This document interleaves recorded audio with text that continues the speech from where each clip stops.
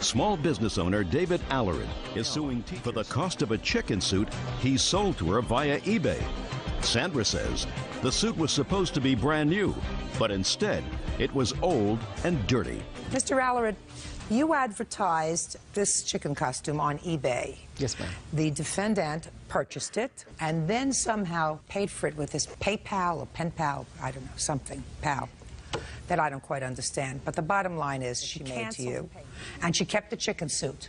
Okay, so $154 was the amount of the purchase plus shipping, and you want $2,650 for the price of the chicken suit plus your aggravation. Yes, ma'am. That's a lot of aggravation, Mr. Allerid. And Miss Ayala says she purchased this as a result of an ad that you placed on eBay, and she said you advertised for a new, never been worn chicken suit. New, never been worn chicken suit. She purchased it in good faith, she sent you the money in good faith, and she got this dirty, disgusting, worn chicken suit, which she doesn't want, right? Correct. And which she's not going to pay for. Now, when did you purchase it? This was in May, early May. And what did you purchase it for? This wasn't something you planned on wearing, I assume. No. I'm a special ed, just on a volunteer basis. Sometimes I throw events for the special ed kids in my area. So I had a couple of picnics and concerts coming up in the early summer, and we have some children's music, and there's a song about a chicken in it, and I thought it would be great to have a little chicken mascot. David Allerid says eBay customer Sandra Ayala owes for the cost of a chicken suit. Sandra claims David misrepresented the sale. Do you have a copy of his ad that he ran on eBay? I think he brought the original ad. Can I see it, please?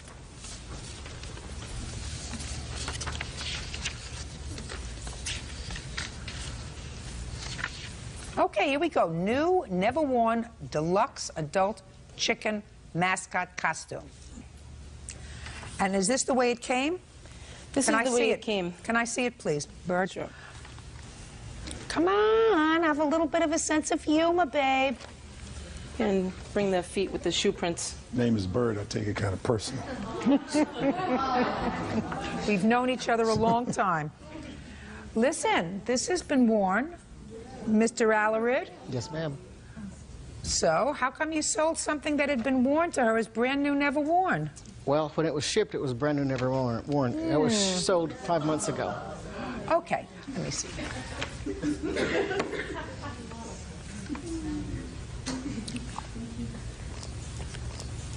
No, it doesn't look too awful. You bought it in May what?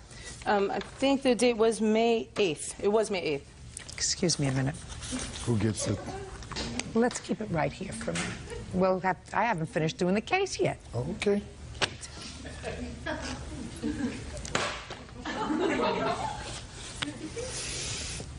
May 8th. And when did you receive it? Just about a week after that. When did you notify them that you didn't want to pay for it? Well, that's not... I did pay for it. I paid for it right away. PayPal is a... So you paid for it right away. Paid for it on May 8th. Exactly. Okay. Then you got it about a week later, say May 15th. Mm-hmm. And you realized that it was worn. It was worn. So what did you do? I contacted eBay by email. That's the only way. And I contacted PayPal. And I said, what do you do in a situation like this? Okay.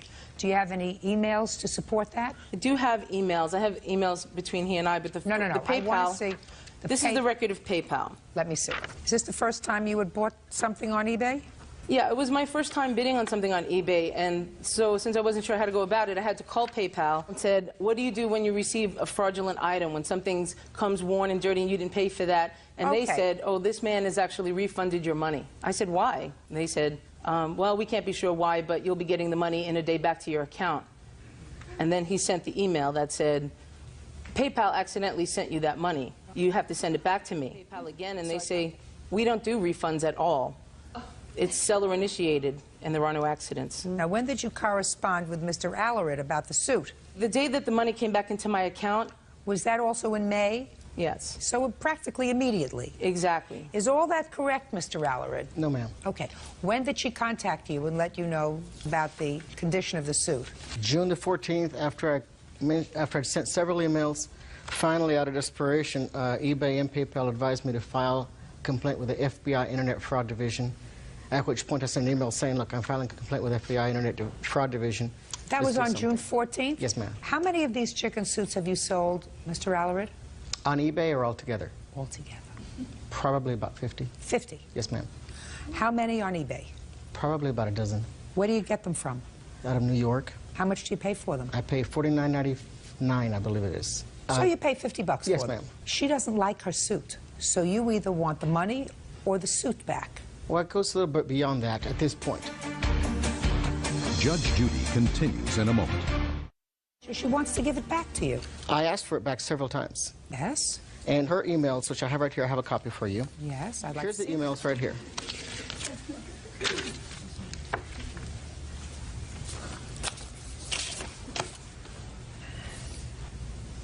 Well, she told you right away, sir. She said, I don't know what clerk you checked with about the condition of the suit, but that suit arrived in an old bag, in an old box, and the suit was full of leaves and debris, and the rubber parts were stained with marks on the beak, head, and shoe prints on the feet. They're still there. She told you that right away. That was June the 14th. So, she wants to give you the suit back. I asked for it back. Now you got it. Listen to me, Mr. Alarid. Are you in business? Yes, ma'am. Have you ever had complaints filed with regard to these chicken suits before? Never. So you paid for 50 chicken suits, which you paid $50 each for, equals $2,500. That's what you paid for the chicken suits. You sold 49 chicken suits times 124? Yes, ma'am. Equals $6,776. That's a fair profit. You made almost $4,000, and you've never had a complaint. Correct. Consider this the cost of doing business. Oh, it's not a problem. Perfect. Give him his chicken suit. Okay. Perfect. Now you have your chicken suit and your profit of almost $4,000. I would walk away a happy man, Mr. Alarid. Thank you very much. This case is over. Bodies are excused. You may step out. Judge Judy continues in a moment. Construction worker Tony Forzetting is suing his son's ex-girlfriend, 18-year-old food server Nikki Hanna, for unpaid rent and utility bills. Tony says when Nikki's father kicked her out, he let her move in. Is this your son? Yes, ma'am. Is this the one who was in jail? Yes, ma'am. Mr. Forzetting, this young lady was this young man's girlfriend. Yes, ma'am. And how old are you? 18. And for some bizarre reason, you made the foolish error of allowing her to move into your house because she and your son were boyfriend and girlfriend, right? Correct. And at this point, you say she owes you for rent and other expenses that she was supposed to pay for the 4 months that she was living with you. That's Yes, what the ma'am. case is about. How old are you? 20. And your name? Steven, Forzetting. Stephen, how old was Miss Hannah when you met her? 16. And how old was she when she moved into your house? 18. Why? Because her and her dad got into it and he threw her out. What? Because her and her father got into it and he threw her out. Got into it? Yeah, What did they get into it about? about me. Her father didn't approve of you. Yeah. Did he have reason not to approve of you? Yeah, because I was not being that great. Like what? I got arrested. For what? Selling weed. What? Selling weed. You mean selling drugs? Yes, ma'am. How many times were you arrested for selling drugs? Just once. So that's why her father didn't like you. Yes, ma'am. Sounds right to me. Yeah. Yes. It was 2003, Christmas Eve. It was her birthday also. She got in a big fight with her dad. Her dad's thrown her out several times. I guess she didn't want to follow his rules. She was still going to school at the time. She was in her senior year. I have a daughter that's 17 at the time. I didn't want to see her on the streets. Good. Sounds very nice. And she was going to school. Yes. Is she a full-time student in high school? Yes, she was. How did you expect her to pay you rent? Well, I didn't ask her to pay me rent right away, Your Honor, when she first moved in. I told her when she got in, got a part-time job. Those would be the rules in my house to stay in school. Did she get a part-time job? She did, yeah, When? 2 weeks down the road. I would say within a month and a half. So sometime in February? Yes, Your Honor. So in February, did you ask her for any money? I said, Nikki, you got a job. We had an agreement when you moved in. I'm not pressuring you.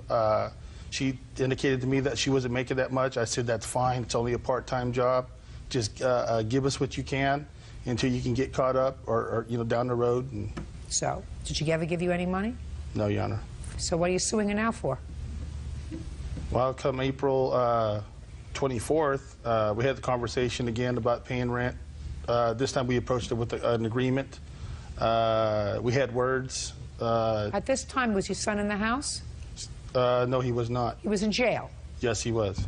So after your son was taken to jail, that's when you went and approached her about signing an agreement? No, the agreement was signed several months down the road. Oh, show it to me. I have the agreement right here. Can I see it, please? It wasn't written until the 24th, which is when I moved out. I'm talking about, sir, I'm not talking about the agreement that you wanted her to sign in April. You said that she signed one before? No, she did not. It was all verbal before, Your Honor. Verbal, you had no contract with us, No sir. contract, all verbal. Contract. You didn't have a verbal contract with us, sir. Your agreement was when you get a job, you'll start paying us something. And then when she got a job, a couple of months later, you said take care of your own bills first and then pay us what you can. Well, she couldn't pay anything. That's not a contract. Do you understand? Yes, Your Honor. Very good. Now, you took her in, and you took her in because her father threw her out because of your son. When she came into your house, did they share a room? Sure did, Your Honor. Mm-hmm. Don't open your house to strangers, sir. It's a bad idea. Your case is dismissed. Parties are excused. You may step out. Well, everything was fine until I didn't go visit him one weekend, and then... 23-year-old student Lynn Bowie is suing her boyfriend's sister, 23-year-old receptionist Jennifer Wiley, for selling a guitar and a PlayStation belonging to her boyfriend. Miss Bowie, Miss Wiley is your boyfriend's sister. Is that right? Yes, that's correct. This is the boyfriend. Yes. It's really interesting, Bird. I want you to try to follow this. This young man, whose name is... Frederick Wiley. Frederick, last year had a bit of a drug problem, smoking a lot of marijuana. And in order to get the money to buy this marijuana, he used to steal from his sister. He used to go into her purse, take money, take her stuff and sell it, right? Yes. And when she would complain that he was taking money that she needed because she's a working gal, he'd laugh at her because he's an idiot. Not to mention he was on high on marijuana. Well, that alone makes him an idiot. Miss Bowie used to buy him presents. PlayStations, guitars, for his birthday and for Christmas, right? That's correct. And Miss Wiley said to her brother, you steal again from me, I'm going to take your stuff and I'm going to sell it and I'm going to keep the money. Right? Yes. And he did. And she did. Right? Yep. Now comes the interesting part. The interesting part is Frederick over here wouldn't think of suing his sister because he knows that I would annihilate him. That he would get exactly what he deserved. So he puts up his girlfriend, Miss Bowie, who says, she can't sell that stuff. I bought that stuff for you. Got it? Oh, I got it. So Miss Bowie comes up with this novel lawsuit, which says, even though I bought him these things as presents for his birthday and for Christmas, I really gave it to him and it's shared property because I bought him the PlayStation so that we were going to use it together. And I bought him, what else did you sell, the PlayStation? The guitar. And the guitar because I used to listen to the guitar. So that too is shared property. You made two mistakes, Miss Bowie. When you give somebody a gift, there are no attachments. If you bought him a PlayStation for his birthday, you may have used it in his house. But if the two of you broke up, the PlayStation was going to stay with him, as was the guitar, because that's what happens when you give a gift. That was your first mistake. Your second mistake is taking him back. You understand? Do you work? Yes, I do, right now. What kind of work do you do? Retail. Were you working when you bought him all these gifts? No, I was not. Where'd you get the money from? Financial aid or something. I was working here and there. So you took your college money and bought him presents? Is that what you're telling me? Yeah. That was your third mistake. Because I want you to figure out what that means. That means that the government was giving you money to go to college, right? The people were giving you money because we were investing in your future. and you were taking that money and buying presents for your boyfriend, who was a drug abuser and a thief. Does that say you're smart? Now, understanding that you did that, and you broke up with him for a while, but then Frederick the Irresistible came back into your life. What is it that's irresistible about you, Frederick? I want you to step up here and tell me. Nothing. That's true. Do you work? No. Why are you looking up at the sky? Because I have to think about it. You had to think about whether or not you work? No, I don't have to think about it, ma'am. Do you work? No, I do not. How do you support yourself? Going to school and make sure that I stay happy with myself. Who do you live with? My mother. Are you the only son? The only son, yes, I will be. Am. What? I am. Yes, I am. Your mother favors you? Say no. Does his mother favor you? Yes, very much so. Do you go to school 8 hours a day? 12 units. I don't know about 12 units? Yeah. I could do 12 units standing on one hand. Wow. And so could you. Because I'm sure your mother wouldn't call you the favorite unless you were a real smart guy. So what do you do with the rest of your time, Frederick? Stay at home, listen to music. Play the guitar? Play the guitar. You used to when you had a guitar. Yes.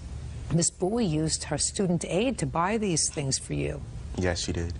Well, why don't you get a job and pay her back? I'm currently right now looking for a job, so. Where are you looking? All over Orange County. How are you looking for a job, Frederick? I wake up at 9:30, get dressed by 10, 11, I catch the bus and go at least 5 miles on each bus that I can go. Yeah, please. Let me help. Go ahead. Let me help with this. Go ahead, he has a question. Orange County? Orange County. What does everybody in Orange County have? A car and a job. A car, right? Yes. How do they clean that car? Most of them. Taking it to the dollar wash and washing it. What would happen if you washed it? They'll laugh at me. Oh. No, I don't know. Probably give me $5 for it. At least $5. Yes. If you multiplied that by 20 people's cars, how much would that be? More than you make now. Yes, it would be. You see where he's going? Do you understand why we've been this couple for a very long time? Can I add something? What? He just currently got fired. He was working with his other sister's boyfriend, and he fired her. He fired him because he was lazy No. and couldn't wake up. Oh, that I believe. I don't want to get involved with this anymore. Listen, right now he's his mother's mistake. If you choose to make him your mistake, that's your problem. She didn't know you a penny. Nothing. You made him a present. You made him a gift of these items. She sold them because that's exactly what she said she was going to do if he stole from her again. Actually, he doesn't deny that he stole from her, right?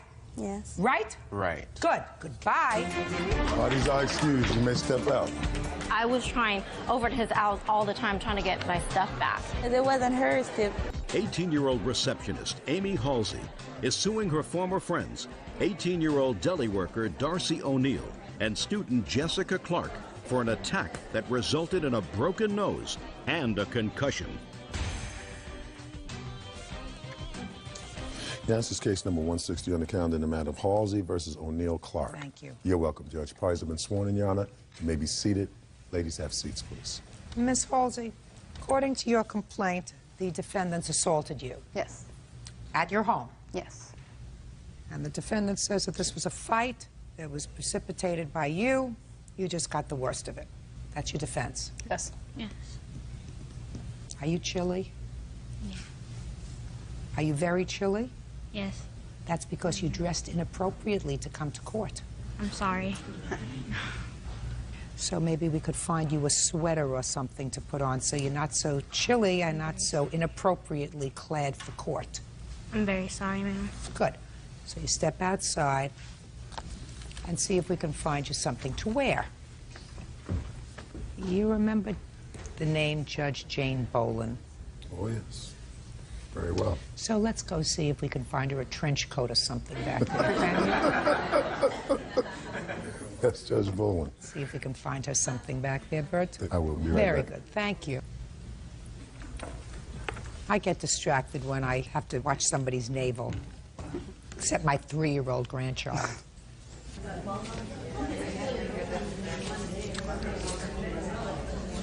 Okay.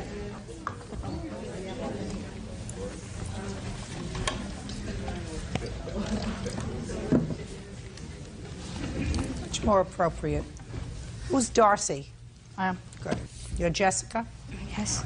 Miss Halsey, I want you to tell me when this assault took place. On Friday, January 16th, 2004, it all started at my job. They came in and started harassing me. The same day? Yes. How do you know these two girls? I was good friends with Darcy for a while, and Jessica went to my school last year. Now she's dating my ex-boyfriend. Jessica's dating your ex-boyfriend? Yes. What happened earlier in the day on the 16th? I was working, and my cousin Angelica, she came in to visit me at work, and about, I'd say 15 minutes later, they came in with my ex-boyfriend. They just wanted a drink, and they were just starting crap, basically, just asking for the manager, just laughing and making fun of me pretty much. Oh my God. I was trying to tell them to leave, so eventually they left, and I went home. Where were you working at the time? Taco Bell. How long had you been working there? I'd say 2 months. So the two of them and your ex-boyfriend came in. She's dating your ex-boyfriend. So when you got home, you were really upset. What did you do? I called his mother and told her to have him not bother me anymore, because I hadn't talked to him or these two girls for about 4 months before all this happened. We just stopped being friends. They said they didn't like me, and I just moved on, and basically they came into my work out of nowhere. Okay, so you called ex-boyfriend's mother and said, please let him leave you alone. Yes. What's the next thing that happened? I was home for a while, and then I get a phone call from Jessica, just being really immature, saying that they wanted to come over and beat me up, and I didn't understand why, because we hadn't talked in a long time. And What did she exactly say to you, if you remember? She kept calling me a and I was like, okay, if I am, that's no reason to come and beat me up. So. Well, what did she say about beating you up? She just kept saying, you're going down, basically. She's like, we're coming over, we're gonna beat you up. Did she say anything about the phone call that you had placed to the ex-boyfriend's mother? No, yes she didn't. No? She handed the phone to him. To the ex-boyfriend? Yes, and he kept saying, never call my house, never call any of my friends ever again. Okay, so they were together, 3 of them were together. Yes. All right, what's the next thing that happened? They call me, telling me they want to meet me at the store across the street from my house, because I kept telling them not to come to my home. And they called me from What time was this? I'd say around 9 o'clock. What time was the first telephone call to your house? Between 8:30 and 8:45. And then they called back at 9 o'clock? Yeah. Who did you speak to when they called back at 9 o'clock? Darcy. What did she say to you? She said for me not to be such a coward and to show up at Albertsons, that they were going to beat me up. And I was like, whatever, basically just get them off the phone. So then they hung up on me, and about 5 minutes later, they called me from Albertsons, the store across the street from my house, and they said they were there waiting for me, and I was like, I'm not going, I'm not showing up, I don't know what you were thinking. And they hung up before I could even say anything else. And next thing I know, I hear them squealing up my driveway. It was like, by that time it was around 9:15, 9:30. Now, do you live in a private house, or? They're condominiums, and they have a gated front door to all of our little complex. But at the time, the lock was broken on the gate. In the apartment complex where you live, is there a restaurant? No. Is there a movie theater? No, nothing. Is it a shopping mall? No. So there was no other reason for them to be there, Exactly. but to see either you or someone else at the complex? Yeah. Okay. Do you know anyone else who lives in her apartment complex? Just them, the Halseys.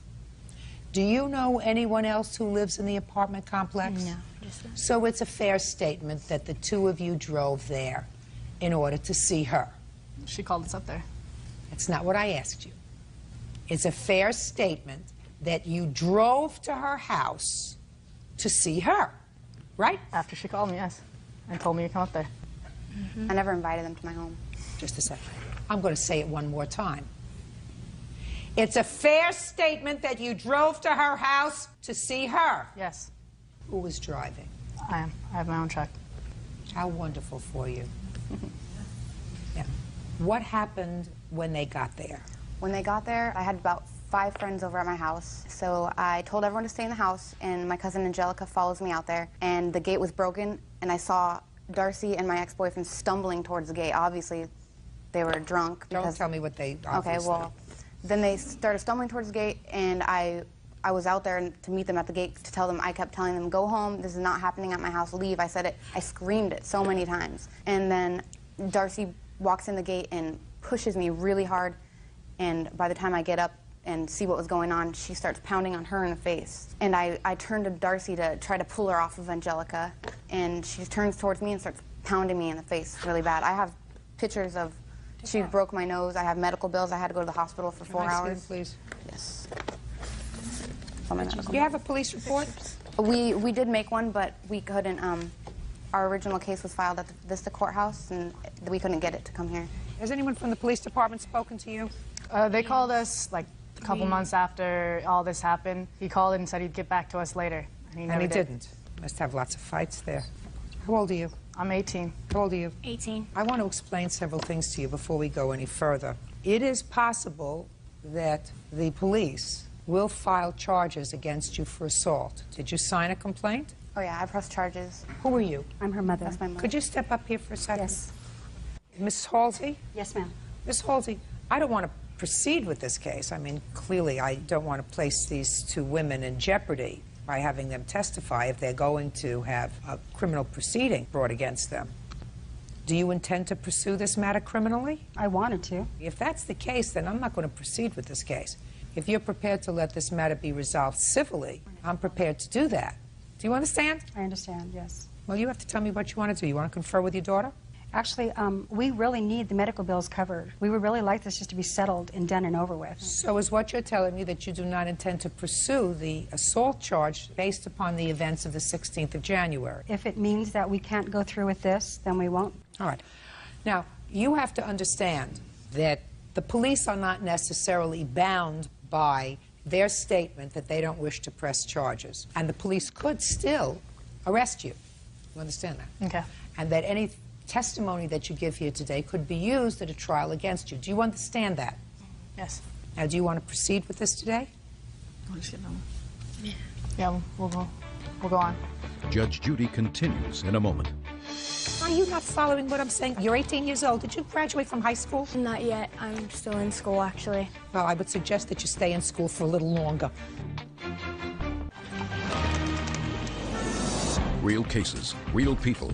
Judge Judy. Amy Halsey says her former friends Darcy O'Neill and Jessica Clark came to her home and attacked her. Amy says they broke her nose and gave her a concussion. Okay. You can continue. She started hitting me, and then I fell to the ground. She was kicking me in the ribs, pounding my head into That's Darcy. Yes, Darcy was pounding my head into the wall by holding my hair. And then I got my footing, and I noticed she started to pound on Angelica's face again, and she was hitting her really hard, so I tried pulling her off again, and my ex-boyfriend was holding me back, and while Darcy was hitting me, he was holding her back from helping. And then I see Jessica walking in towards the gate, so I shoved her towards the truck so she'd get back in, because she was also stumbling. So I'm like, you need to stay out of this. This has nothing to do with you. So she didn't get back in the truck. She just started pounding on the side of my head, and she tripped me, and I fell into a bush, and I got up and just started running. I just ran all the way around my complex to my back door, and I was screaming for someone to call 911, and by the time I got back into my house, Angelica had ran inside and started calling the cops. Did you see either of the two of them after you ran back into the house? Well, I had stopped when I was about to turn the corner, and I saw Jessica like just laughing and turning around, walking back to the truck. All right, Darcy, why don't you tell me your version of the events of the 16th? Okay, on January 16th, we were on our way over to our friend's house, and we stopped to get something to drink. Amy was behind the counter when we got in there, and she was talking to Shane about getting some of her personal items back from him. He told her to leave him alone, whatever. We started walking out the door. She went back to her behind the counter, yelled some words at her, pretty much. Thank you.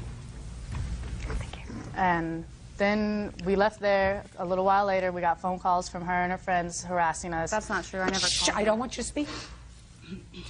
Darcy, before you go any further, are you going to try to tell me that neither you, Jessica, or the ex-boyfriend knew that she worked at that Taco Bell? We knew she worked there. That's all I... Just a second. That's all I wanted to know. So you knew she worked there? Yes. Keep going. After that, we got phone calls throughout the day, them harassing us, telling them that they wanted us to come, you know. Who's them? Her and her friends from Wisconsin, all of them. They were yelling on our phones, death threats, them harassing us on the phone. Not true. Did you hear what I said? Jessica, after the incident at Taco Bell, where did you go? We went to our friend's house that lives... Who was there? Me, myself, Darcy, my boyfriend, and my friend that we went to the house. Your boyfriend's name is Shane, is that right? Yes, ma'am. When did Shane's mother tell him that this young lady had called the house? I have no idea. I had no... When did Shane tell you? He didn't tell me. It's not my business. I didn't know. You didn't know what? I didn't know that she had called his mom. I really didn't even... Did you see his mother after this incident? No. You've never seen his mother after this incident? I've seen her after this incident, That's what I wanted to know. Thought... You've seen his mother after the incident, is that right? Months after. Don't play with me. Well, yes, Don't listen to me. Don't play with me. Because it's very easy. I can call her on the phone. Do you understand? That's fine. I have... When you saw his mother afterwards, did she tell you that Amy had called her on the 16th? No, she did not. Did she ever tell you that Amy had called her on the 16th? No, she did not.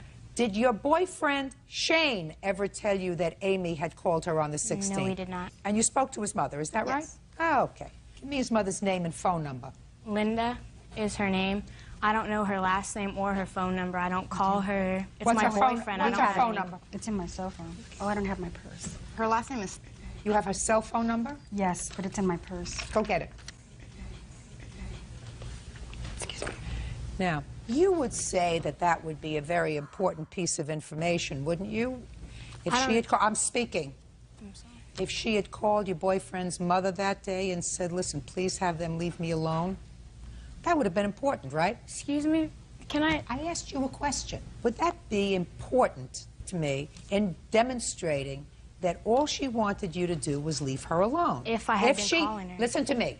If she had called your boyfriend's mother and said, please have Shane and his friends leave me alone, I don't want any trouble, that would be an important thing, don't you think? Important piece of information for me. And I assume that you support Miss Darcy's statements that she called you and threatened you all day. So it would be important if, after you were where you knew she worked, if she picked up the phone and called your boyfriend's mother and said, please have them leave me alone. I mean, are you not following what I'm saying? You're 18 years old. Did you graduate from high school? Not yet. I'm still in school, actually. Well, I would suggest that you stay in school for a little longer.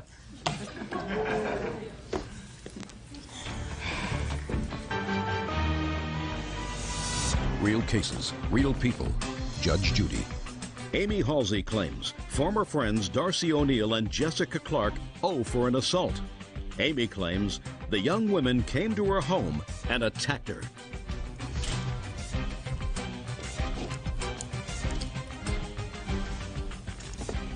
Let me tell you about liars.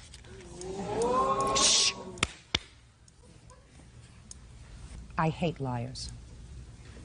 And I hate liars who swear to tell the truth and then lie. Because one of the things that I'm really good at is ferreting out the truth.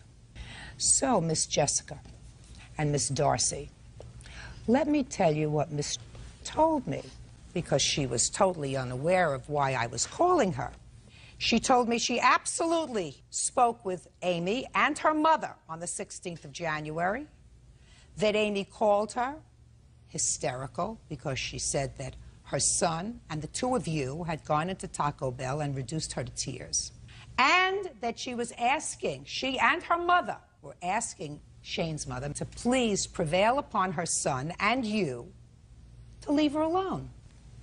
Does that come as a surprise to you? To me, yeah. Oh, really? Then Shane's mother is a liar? Is that what you're telling me? Because Shane's mother said that she finally got to talk to you, Darcy, that evening. To you. To you. Missy. And to her son.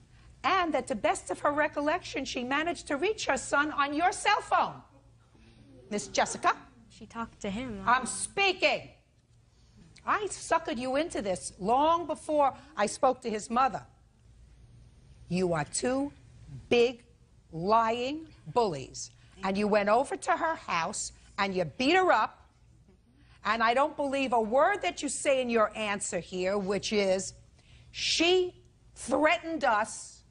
She demanded that we come to her house. We drove to her house. She instigated the fight. No, no, no. You were annoyed, the two of you, because she and her mother had called Shane's mother and asked for her help.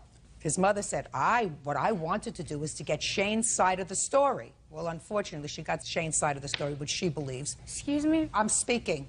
I'm sorry. You are dishonest and dumb and bullies. And you're going to pay for all of her medical bills and all of her pain and suffering, because all you have to do is lie to me once, which you did. And I don't have to hear another word out of your lying mouths. You're bullies.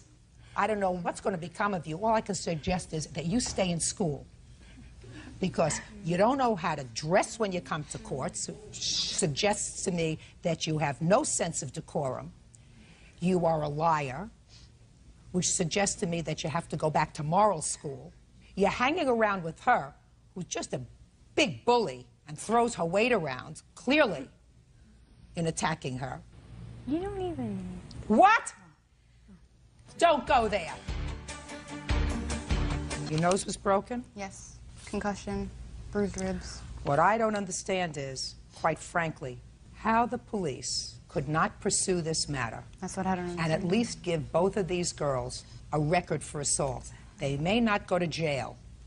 That's what I want. But it's outrageous to me that with just one phone call that I was able to make today, that the police department chose to believe this cock and bull story that these two girls told them. It's an outrage to me. Thank you. What do you do, Darcy? What do I do? For a living. I'm an assistant manager at the Ranch Deli. Perfect. Judgment for the plaintiff in the amount of $5,000. That's all. Out. Thank you. Deneen Stevenson is suing 18-year-old stadium usher Joey Conti and his mother, Sue Conti, for vandalism to her property. Deneen says Joey and his friends egged her house and car. Yeah, this is case number 199 on the calendar in the matter of Stevenson versus Conti. Parties have been sworn in, Judge. You may be seated. Gentlemen, have seats, please.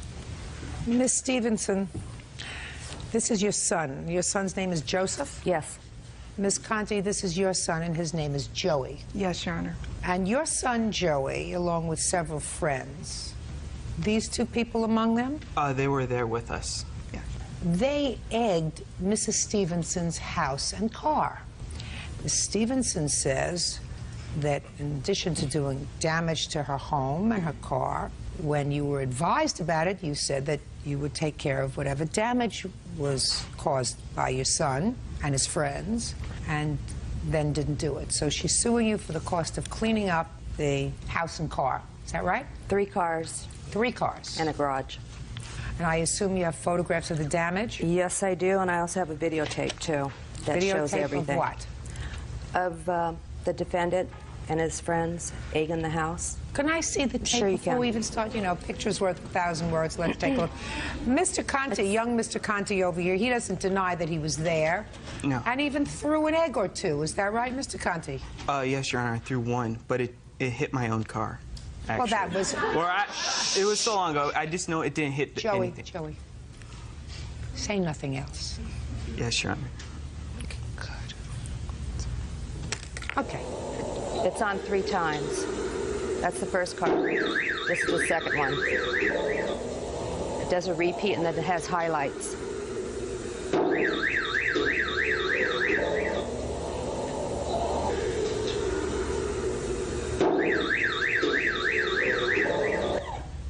The first car is his 2 witnesses were in that car. Why did you become involved in this vandalism, Joey? Well, it was an ongoing game between me and Joe, I guess, because he had done this to our house before in the past, and also like on Halloween. I've seen him egg people before out of his car. When was that? About a couple months before. Now, when Joseph egged your house, did you report it to the police? No. We don't have video cameras, and we didn't have proof. We don't have... What do you mean? Just a second. If you didn't have proof, then how do you know he did it? Because I came outside while they were doing it, and I saw him drive up the street, and my father followed him. Just a second. That's proof. Your Honor, You don't need a video camera. Your Honor, we just went out, we hosed our garage, we hosed the car, everything came off, we chalked it up to harmless pranks. Yeah. I didn't make a big issue out of it. Fine. You didn't see him throw an egg at your house, did you? That's correct. Right. And since I don't believe him, that he threw one egg that came back and hit him in the face, I don't believe him either. I threw it over, I was driving and I just threw it like this and I couldn't even make it to the house. It was pretty far away. I don't care. Okay. If you tell the truth all the time, you don't have to have a good memory. I'm just Did anybody ever say that to you? Yes. Do you understand what it means? Yes. Good. So you and your friends are sitting around whose house when you decide to go on this egg spree? My friend Darren's house. Where is Darren? He lives just up the street from Not Joe. one of these two people. No, he's not here. He didn't come today because... I don't care why he didn't come. He didn't come today because he was pregnant. I don't care. Okay. You are sitting around Darren's house. How many people are sitting around Darren's house? There's about 6 of us. And how many of you have cars? 2 of us. And how many cars were loaded up to go over to his house? 2. And we only had 4 eggs with us. I don't believe you! Okay. Do you understand? Yes, Your Honor. You have photographs of the house? I have it of the cars in the garage. I'll take a look at those. And I have estimates. No, I just want to look at the photographs. Your Honor, we have witnesses here also who can attest Which to witnesses? the 4 eggs. These two idiots? The gentleman here. These two idiots? I'm not interested to hear what they have to say yet.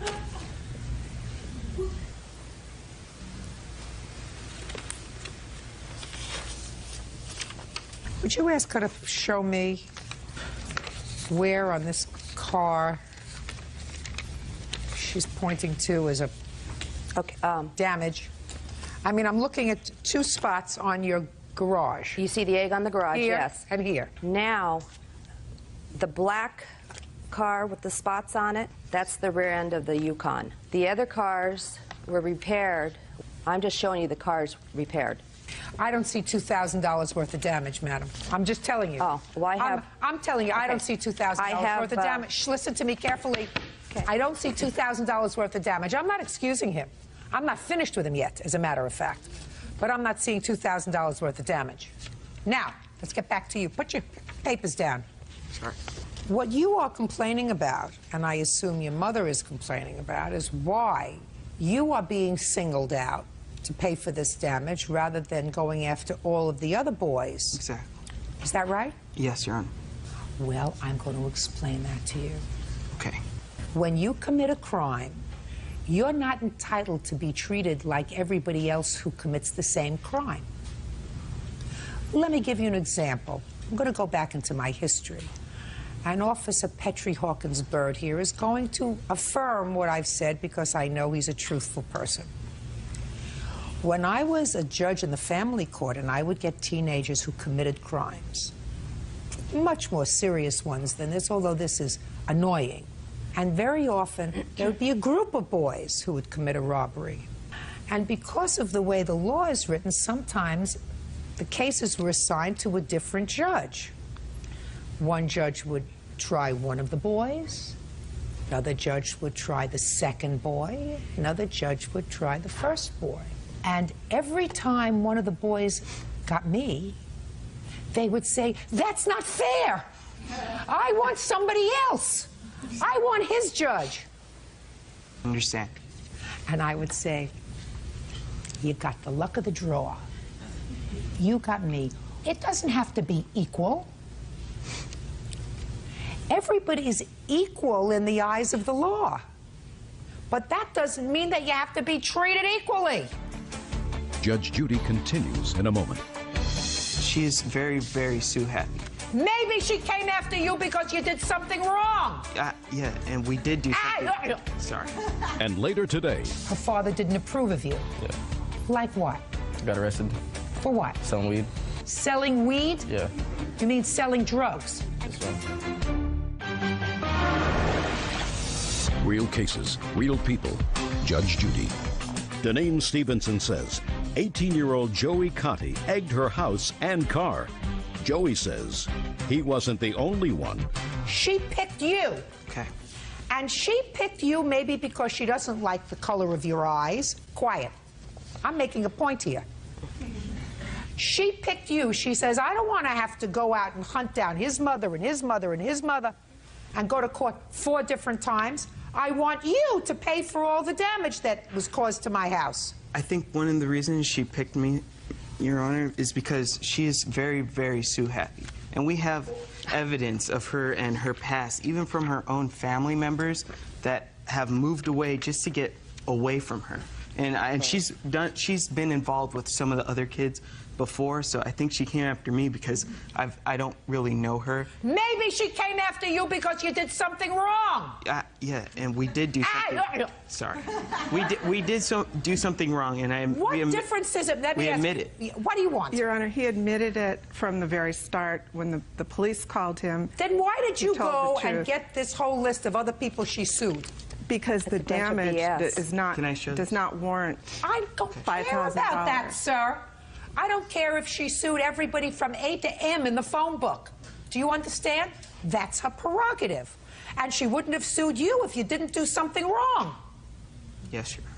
You want to be treated like these boys. According to you, she accepted their apology and they... No. No, just a second. According to you, and I'm going to read what you said in your answer. She said... Your Honor, she asked... I'm speaking. She even knows the driver of the second car whose apologies she accepted. His parents came to my house. Just a second. Okay. Do I look like I need your help? No. She can accept everybody's apology but yours. Maybe she doesn't like people with hazel eyes. We tried to apologize, Your Honor, and she said my mom went to go apologize, and we got the whole team ready to go apologize, and I was ready, and I wrote a letter and everything to go apologize to her. And the day we were going to go apologize, my mother called her, and she said, oh, that won't be necessary. We're going to sue you now. So this is what happened. Just a second. How much after this incident were you going to apologize? Oh, within the week. Within the week. Just a second. What about the next day? Your Honor, I didn't I'm speaking. Not you. Him. Why didn't you go the next day? Because we just didn't. What do you mean, because you just didn't? We had to get everyone together. What do you mean, because you just didn't? Because I wanted to get everybody together. Because I was basically the only one that admitted to doing this. Just a minute. When did you contact the police? The very day, that same day. When did the police contact you? A couple weeks after. Not before? No. Did you tell him that you had contacted the police? Yes, I confronted him in school. When? Like, after I realized it was his car when we watched the tape at night, so the following school day. Step up here. You're Joseph. Yes. You told him the following day that you had contacted the police, or the following school day? Yes, the following school day. And then you just wanted to get everybody together before you went to apologize. Is that what I'm hearing? Yes. But he had already told you that he had contacted the police. Yes. Right. You get it. And that day I got everybody together. And we were my mom called, and we were ready to go apologize. And she would you have been ready to go over and apologize if they hadn't called the police? Yes. I would have apologized. What catharsis did you have between the time that you egged his property and the time that you were prepared to apologize? After he came up to me at school. And told you that the police had been called. He didn't tell me the police had been called that. No, he didn't tell me the police had been called. What did he say? He just said, he came up to me with a bunch of his friends, like they were trying to, they came up to me, like, aggressively. And they were like, well, did you do this? And I'm like, yes. And then that's all. They never said the police had been called. They just walked away after that. Well, why would you want to apologize after that, Joey? Because they were so angry about it. You owe for the damage to their property. It's not $2,000. Get over it. It's not going to happen. Do I make myself clear? I have my estimates right here. I don't care. You can take the estimates and wallpaper with them. I see what your pictures show. No, those after.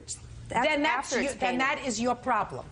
I already told you that you can take the estimates and you can wallpaper your bathroom with them. I've looked at the photographs and I don't see $2,000 worth of damage. You're not going to retire on this incident. It's ridiculous because you're a smart lady. I don't need to retire on it. I'm speaking. What he did was bad enough. When you exaggerate it and don't tell the truth, you're no better off than he is. I'm not exaggerating. You are exaggerating, madam, because anybody who calls the police because they have $2,000 worth of damage to their house and they call the police the same day, take pictures. They take pictures if they intend to pursue it, because if the police came, I'm speaking. Okay. And if the police came and took pictures, then you would have them. And if the police didn't take pictures, then you make sure that you have them in order to preserve whatever rights you want to have in a lawsuit. Judgment for the plaintiff in the amount of $300. That's all. Parties are excused. You may step out. My son is never out on Halloween because we're home as a family handing out candy. I guess it's over now since they take things very, very serious. Oh, through the school year, she was a troublemaking mom. I had offered Mrs. Stevenson $500 to just forget the whole thing because she made my life a living hell. Why am I upset? Because they're liars. She refused it. She said she couldn't accept that, so I just told her, do what you have to do then. The kids did the damage. They don't have to pay for it, but there'll be another time. And now the next case. All parties in the matter of Forzetting versus Hannah. Step forward. Car salesman Vishnu Harbhajan is suing 26-year-old daycare provider Kip Neal for the unpaid balance on a Lexus and for defamation of character that resulted in him being fired. Now, this is case number 201 on the calendar in the matter of Harbhajan versus Neal. Parties have been sworn in, Judge. You may be seated, gentlemen. Have a seat, please. Let me try to simplify this rather lengthy complaint that I've read. Mr. Harbhajan, you are a used car salesman. New and used. And the defendant came onto the lot. You were his salesman on the lot where you worked. No. Where did he go to? Well, I wasn't his salesman at first. I was coming from lunch, and my witness, this was the salesman. You ultimately sold him a car. Unfortunately, it wasn't a car that was through your business. It was your own personal car that you had on the lot. Right. Not very good business. You sold him that car for $5,500. So far correct? Yes. And when you came onto the lot, you told either one of these two salesmen, that you were prepared to spend $5,000. Yes. But you couldn't find a car on the lot that you liked for $5,000, but did you see a sign in his car? No, ma'am. He just told you he had a car. Yes, ma'am. So he said, well, if you don't find a car, I'm speaking. If you don't find anything you like here, I have a car for sale. You want to look at it. Is that pretty much what he said? Yes, ma'am. In some more substance. Yes, ma'am. So you went and you took a test drive in that car? Yes, ma'am. That same day? Yes, ma'am. What day was that? I'm not sure the day in question, Your Honor. What day was that, sir? February 27th. And you agreed to buy his car for $5,500? Yes, ma'am. And how much money did you give him on February 27th? $5 grand. In cash? In cash. But Mr. Harbhajan at that time did not have the title to the car. That's correct. Why is that, Mr. Harbhajan? Why didn't you have the title to the car, sir? I had moved to a different location where I lived, and I later found out they had sent it to the old address, and it never came to my new address. What month and year did you purchase the car? This was in December. So 2 months before you sold it to him, you purchased it yourself. Is that what you're telling me? It was around three months around there, because it was the beginning of December. Why were you selling it, Mr. Harbhajan? Well, we had 3 cars, and I thought we were going to keep this car for a while, but then my wife advised me it's best that we go ahead and sell this car. Who did you buy the car from? The dealership that I worked at. How much did you pay for it? It was just over $3,000 with everything involved. So you were almost doubling your money in 3 months. Is that right? What I was looking at... Just listen to me carefully, sir. You were almost doubling your money in 3 months. If you bought it for $3,000 with everything in, and you were selling it to him for $5,500, that's a pretty good business deal for you, right? What word didn't you understand, Mr. Harbhajan? I was looking at the Blue Book value of the car. Did you understand what I just said to you? Well, yes. Yes. So the answer is you were making a pretty decent profit. If you could double your money in 3 months, yes, I would take that any day. Okay. Why is it that the place you worked for, Mr. Harbhajan, was willing to give you such a great deal on this car? If the Blue Book value that you sold him the car for was $5,500, How come they sold it to you for under $3,000? Because I worked there. And because after you're working, a trusted employee. After I worked for... I'm speaking. Sorry. Because you're a trusted employee, right? Right. So you repaid their kindness by a couple of months later, instead of selling this gentleman a car off the lot where you work, you sold him your own private car. And you didn't have the title to the car. So you told Mr. Neal that you would get him the title when, Mr. Neal? In the next few business working days, and he said that he would sign it over to me when I gave him the remaining $500. And you accepted that? Yes. And you took the car? Yes. When did you get the title? It was about 2 weeks later, it seemed like. And we met at the DMV. He kept asking me, well, do you have the 500? Do you have the 500? And I said, I don't have the 500. You mean before you got the title? Yes. So I told him, I said, well, since I don't have the 500 and you keep calling me, hassling me about the money, go ahead and give me my $5 grand back. Since you haven't signed the title over, you can have your car back. And he said, no, I don't have the $5 grand. What'd you do with the $5,000? I had bills at home that I needed to take care of. So you spent his $5,000 without giving him, at that time, the title to the car? Yeah. Can I present this? No, I want you to answer my questions. Yeah. Sure.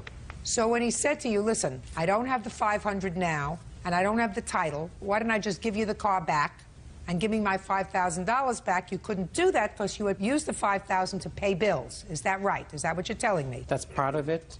That's all the part of it that I'm interested in. So, in effect, you said to him, I don't have the money to give it back, so then what happened, Mr. Neal? He then went ahead and signed the title over to me, and then we agreed that when I got the money, I would still pay him the remaining $500. And then what happened, sir? I received a phone call from him 2 or 3 days later, and he told me that, you know, he had lost his job because I had went to his job and I caused him to lose his job. Tell me about when you went to his job. You went to his job before you got the title? Yes. The reason I went to the job before I got the title was because everyone was telling me that, you know, you shouldn't buy a car without a title or something if you put that much down on it. You should at least... Did you get a bill of sale from him? No, ma'am. He didn't have one. He had a piece of paper. Can I see what he gave you when you bought it? I don't have it with me, Your Honor. Well, what did it say, sir? He just wrote a handwritten copy, and then he put my ID on it. On my copy, he just had my picture of my ID. We both signed that. Just a second. Yeah. Okay, well, this says that you paid him $5,000 for this Lexus ES300, balance of $500 paid when the title is given to the seller. That's you. And then it has the tag number, blank, so that's not filled in, and you signed it and he signed it. Now, you're a car salesman? Yes, ma'am. Up here. Your name? Jeremy Collins. How long have you been a car salesman, Mr. Collins? About 4 years. When you sell a car, is one of the things that you identify the car with the year the car was made? Correct. And the model number? Correct. And the make of the car? That's correct. And the VIN number of the car? Yes, ma'am. Would you ever sell a car to anyone and accept their money without giving them those identifying features of the car? No, ma'am. No. Make, model, year, VIN number. That identifies the car that you purchased. Correct. You wouldn't accept this, would you? No, ma'am. Your boss wouldn't accept that. Would your boss? No, ma'am. If you ever sold a car with this kind of information, you think you'd lose your job? Yes, ma'am. Right. Now you can sit down, Mr. Collins. You got me. Judge Judy continues in a moment. And later today... Where'd you get the money from? Financial aid or something. So you took your college money and bought presents for your boyfriend, who was a drug abuser and a thief. Is that what you're telling me? Yeah. Real cases, real people. Judge Judy. Car salesman Vishnu Harbhajan claims Kip Neal owes for the unpaid balance on a Lexus and for getting him fired. This is what we know about you, Mr. Harbhajan, because what you're suing him for is the $500 that you believe is still owed for the car, and $4,500 because you say he caused you to lose your job. You deserve to lose your job. Yeah, you do. You deserve to lose your job because you sold your own car on your boss's lot, you gave him a bogus bill of sale that didn't have proper identifying materials on it so that he could come back and pursue any rights that he had. And he went to complain about that, which was his absolute right.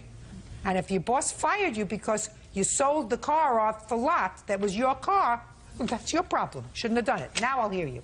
I never knew this gentleman until that day when I was coming from lunch, and I was pulled into park in the parking lot when the salesman here, he stopped me and he said, this gentleman is looking for a car. And he had spent a lot of time on the lot, and he couldn't find one. Mr. Jeremy here had already shown him another... Listen to me. Yeah. I don't care. Okay. Don't tell me the whole story. I gave you the germane parts of this story, Mr. Harbison. You sold him your personal car. You gave him a ridiculous document here, which is the only document that you have. Is that right? No. Show me the bill of sale that you say you gave him. I just want to correct a lie that was said here. I never told him the amount of days. I said as soon as I get the title, I would give you a call. Mr. Harbison, if I go in to buy a car, I expect to get something that indicates to me that this car is mine. He gave you $5,000, almost twice as much as you paid for the car, and he got a car that you could come and take back from him at any time. At any time. Because this doesn't even identify the car that you gave him. Now, he owes you, Mr. Harbison, nothing. Nothing. You made $2,000 in 2 months on this gentleman. He overpaid for this car. You took advantage of him, and I think it's the ultimate chutzpah for you to sue him for the other $500 and for $4,500 because you did not behave as an appropriate employee. So, Mr. Harbison, your case is dismissed. Goodbye. Good luck. Parties are excused. You may step out. I went out of my way so he could have the car. I came with $5,000 cash. He had at least a written statement, what we agreed on. I just wanted a car and proof that it was mine. And he reneged on what we agreed on. And he told me, well, you know, I need the money real bad so I can send it back to Taliban. Taliban? To me, I feel like that's the reason he was trying to scam me. Did he say Taliban? Because he was trying to get as much money as he could possible. What is he talking about? I'm not from there. I feel like everybody's always trying to take advantage of the good guy. And now the next case. All parties in the matter of Bowie versus Wiley, step forward. Administrative assistant Michelle Simpson is suing her daughter's ex-boyfriend, 22-year-old house painter Kyle Scaife, for his share of a trip to Jamaica. Kyle says he was a guest on the vacation.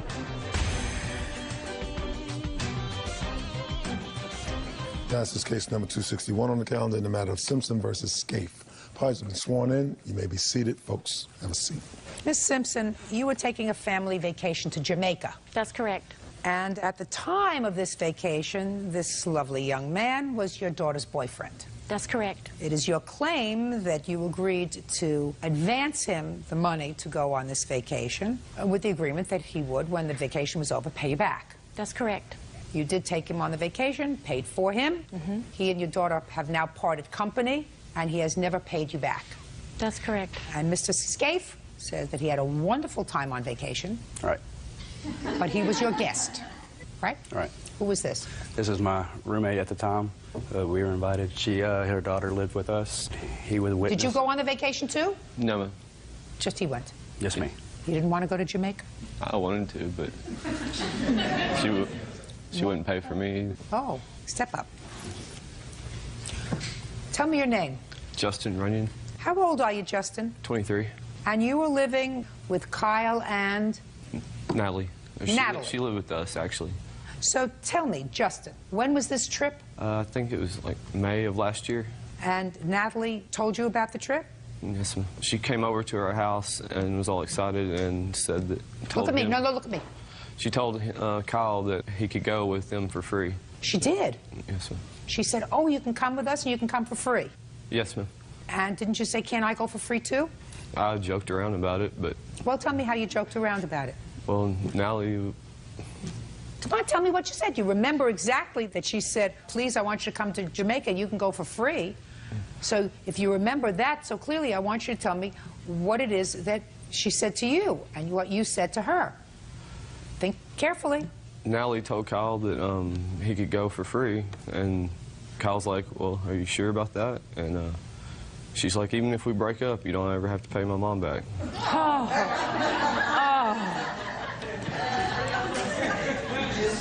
It's like I'm watching Dumb and Dumber. Huh? Right? Don't you love it? I was trying to figure out which one is Jim Carrey. Yeah, so you're right. Me too. All right, Justin. Thank you very much. You've been most enlightening. You may sit down now. It's like shooting fish in a barrel. It's incredible. Wonderful. It's just wonderful. I don't even need a good night's sleep. Okay. Now, Kyle. Yes, ma'am. Last year, what were you doing to support yourself? I was a bartender. Were you working full-time? Yes, ma'am. So, get good tips? Nice-looking guy like you? Sometimes tips were great. Sometimes we weren't so busy. Well, you managed to support yourself, right? Yes, ma'am. Great. Are you still working as a bartender? No, ma'am. What are you doing now? I paint houses. Got a girlfriend? No, ma'am. What happened with Natalie? It just didn't work out. She's a nice girl, right? Yes, ma'am. Yes, ma'am. Come on, Natalie. Thank you. Been wanting to play too. You want to play too? No, I usually have all the fun. Natalie. Yes, ma'am. Did you ever tell Kyle in Justin's presence? Let's see if I can repeat that exactly. I want you to listen to me carefully, Justin, to make sure that I'm going to repeat it pretty much as you told me. That you wanted to take Kyle on a trip to Jamaica for free. He doesn't have to pay for anything. And even if you break up, he doesn't have to pay your mother back. That's what you told me, right? Yes, ma'am. No, ma'am, I did not. Tell me about the trip to Jamaica, Natalie. We had a great time. Good. Originally, my mother and myself and her best friend were scheduled to go on a trip. Kyle and I got a little serious, and he hinted around a lot. He would have liked to go. I didn't really mind that Kyle went. I mean, I was actually looking forward to him being there. I knew he did not have that kind of money, and neither did I, honestly. So when I ran it past Mom, I said, Mom, Kyle's kind of after me. He really kind of wants to go. You know, is there something we can do, whatever? And Mom said, can he borrow the money from his parents? Kyle said, no, that's not an option. Mom said, well, I can give him a loan. And at that time, we were expecting Kyle to get a settlement from an car accident that he had been in. And everything we did revolved around that settlement. Utility bills, cell phones, anything. He kept going back to that. So he kept hoping to get this settlement check. Yes, ma'am, he did. And in addition, when you asked him what happened with Natalie, you should ask him about his financial priorities and where his responsibilities are. Well, why don't you tell me? They're nowhere. They're video games, predominantly. Kyle was in between jobs most of the time. After his car accident, I actually paid his bills in he and Justin's home. What kind of car accident were you in, Kyle? I was rear-ended at a stoplight. Were you the driver of the car? Yes. So you sued the car that hit you? Just for medical bills and everything like that. Kyle, did you sue through an attorney? Yes, ma'am. An attorney doesn't sue just for medical bills, Kyle. Attorney sues for pain and suffering, for your injuries, and to reimburse the company that paid your medical bills, right? Yes, ma'am. Did you ever get a settlement? It's in litigation. Look at me! It's in litigation right now. So you haven't gotten the settlement yet? No, ma'am. So what you were doing is really you were counting your chickens before they were hatched? No, ma'am. Ah, okay. So what kind of an arrangement, Natalie, did you make with Kyle for the trip? Originally, I said, my mother will pay for you to go on the trip. However, we need to pay her $50 to $100 a month until you receive that settlement, assuming that it was going to be within the duration of the relationship, which I quickly realized that that wasn't going to be the case. All right, Kyle. Yes, ma'am. How much did you give Miss Simpson towards the trip? Nothing. As far as I knew, it was a gift. Listen to me. Just answer my question. How much did you give her? I haven't given anything. Well, see, that is confusing to me. Judge Judy continues in a moment. I have one of him climbing a palm tree. Oh, let me jumped on the see. banana Oh, boat. I want to see. The insurance company that's handling his lawsuit with his lawyers that's been pending for ages is certainly going to want to see these pictures. And later today, She said you advertised for a new, never been worn chicken suit. New, never been worn chicken suit. This wasn't something you planned on wearing, I assume.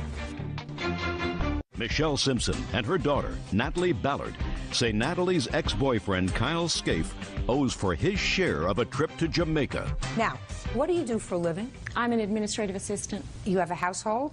Yes, ma'am, I do. Who lives in your household? Right now, myself and my youngest daughter. And are you the sole support of yourself and your youngest daughter? Yes, ma'am. How much do you earn a year? Approximately $38,000. Okay. Now, how much were you making last year? Under $20,000 a year. So you made a little more than half of what the plaintiff made, is that right? Probably. Right. And you only had to support... Myself and her daughter. You were supporting her daughter? Well, we were doing it together. Just a second. You were supporting her daughter? We were doing it together, actually. It wasn't, I wasn't paying everything. We were both paying everything together. So you were supporting... Myself. Right. And why would you think that this lady who's running a household, taking care of a minor child, why do you think that she would decide to blow you to a $1,000 vacation? I was actually shocked. You know, actually, I never asked. I'm shocked, too. I want to tell you something, Kyle. It's shocking to me. Shocking.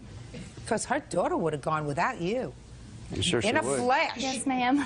In a flash, she would have gone without you for a week, gotten a nice tan, come back, shown you pictures, and said, I had a great old time. Yes, ma'am. Probably. You don't want to be a bum, do you, Kyle? I never asked. No, you don't. Listen to me. You don't want to be a bum, do you? No, ma'am. You don't want to take things that should really be better spent on a child. Of course not. For you to go on a vacation, do you? Well, I was invited to go on a vacation, and it sounded like a good idea. I don't believe that, sir. Well, that's the way it happened. I don't believe that, sir. I believe that she advanced the money, and I believe she gave you a lot of latitude to pay it off because, you know, you were expecting some windfall from some bogus accident that hasn't come through yet. And you, like any other 21-year-old, are living in a fantasy world that you're going to turn out to be a millionaire because somebody rear-ended you even though you're not injured.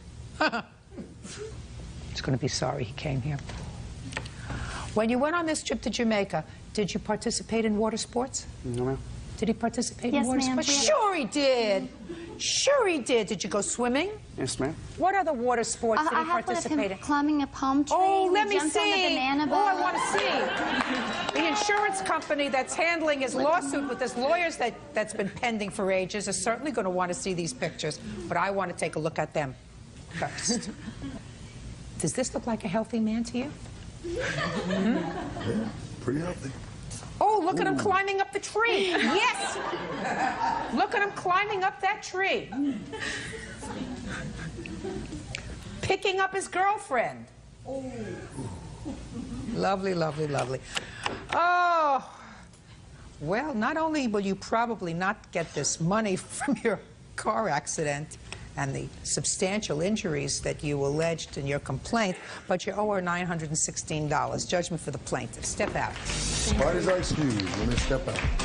I think somebody finally taught him a lesson. Regardless, win or lose, at least I'm glad this is over with. I know Kyle better than anyone else, and no one can make him do anything he doesn't want to do but judge Judy. I'm just tired of messing with them. I'm sure they're tired of me. I just soon move on. I did speak with Kyle several times. Nothing was ever said about it until the relationship was over. He did say that he would reimburse me the money once he got his settlement. I'm sure they want the money, especially since the relationship didn't work out. Oh, I'm thrilled. Justice has prevailed. Cold-hearted people. And I think we need to go back to Jamaica real soon.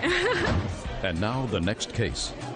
All parties in the matter of Alarid versus Ayala. Step forward. 21-year-old student Kaylin Zilmer is suing her ex-roommate, 21-year-old student Jennifer Zemlicka, for breaking an apartment lease. Jennifer says Kaylin's partying made living with her unbearable.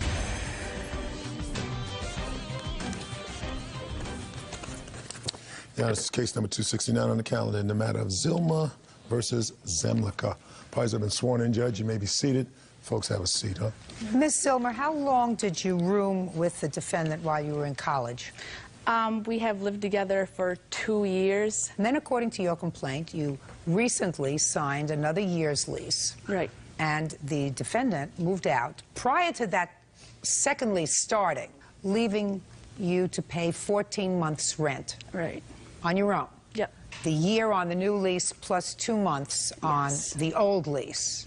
And Ms. Zemlicka says that she absolutely moved out because you invited people to the house, you had underage drinking parties, people either stole her property or damaged her property. It was really unsafe for her to stay there, and that you should have tried to get a new roommate for the new lease or gone to the landlord, tried to negotiate out of the lease, but she is certainly not responsible. When did you, Ms. Zemlica, start to have problems with the plaintiff with regard to who she was bringing into the apartment? The first incident where I began to feel that things were unsafe occurred on January 25th, 2004.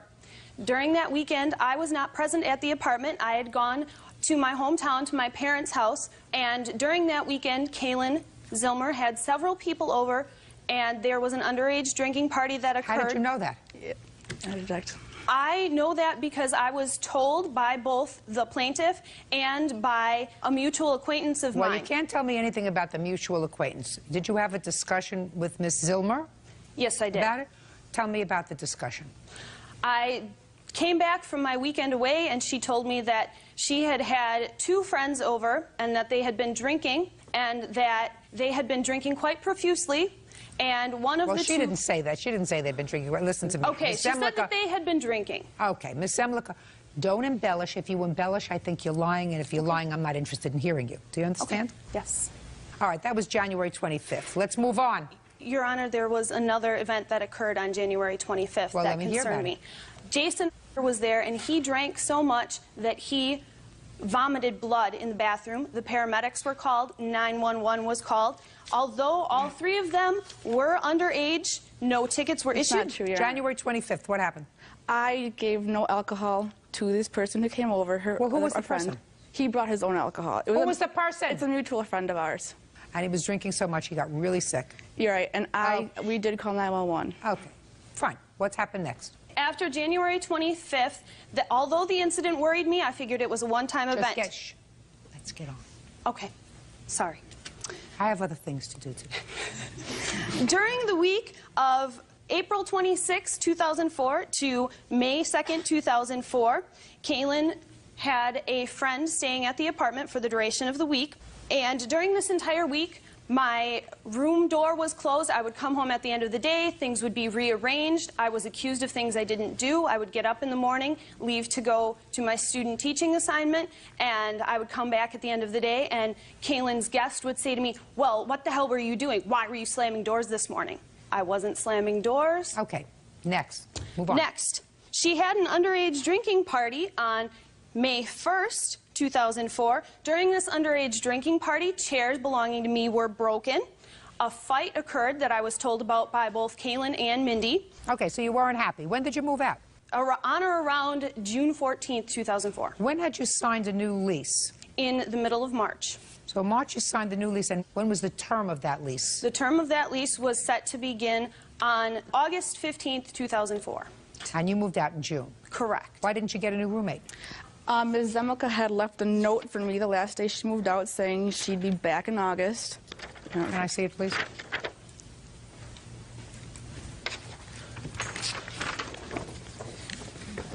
And aside from that note, no.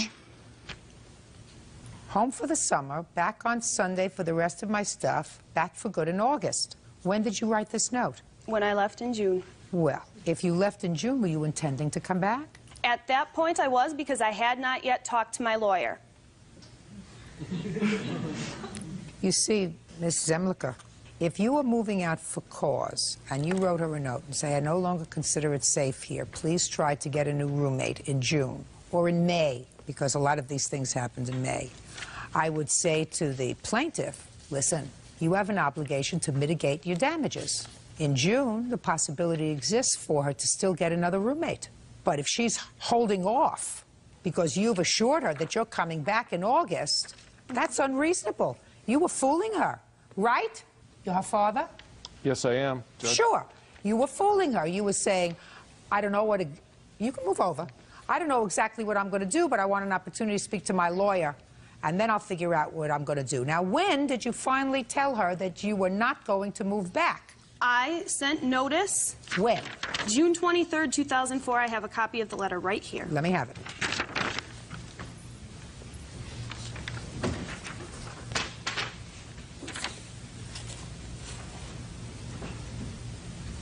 Where's the notification that you sent to the plaintiff? I did not send notification to the plaintiff. Why not? June 23rd, you sent notification to the Capitol Center Apartments. Why didn't you send her notice? I did not send her notification because things had deteriorated so rapidly and so far at that point that I did not feel safe talking to her anymore. I had Just a minute, nobody asked you to talk to her. What you have to do is send her a notice, and you never did.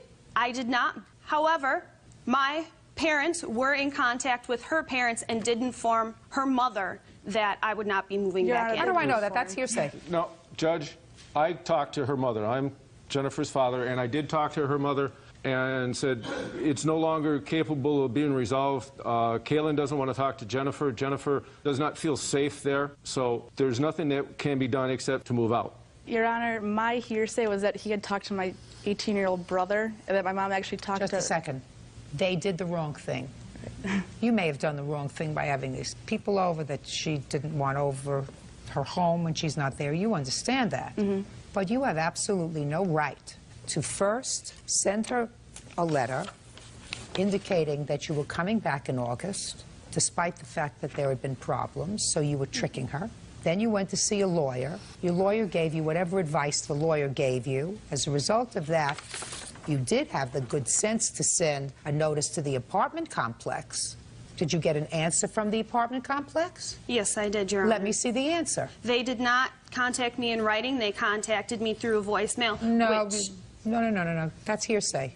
Because if they were going to let you out of the lease so that she was no longer responsible under the terms of that lease, it would have been in writing. And you did not get that. Is that right? That is correct. Okay. Judge Judy continues in a moment.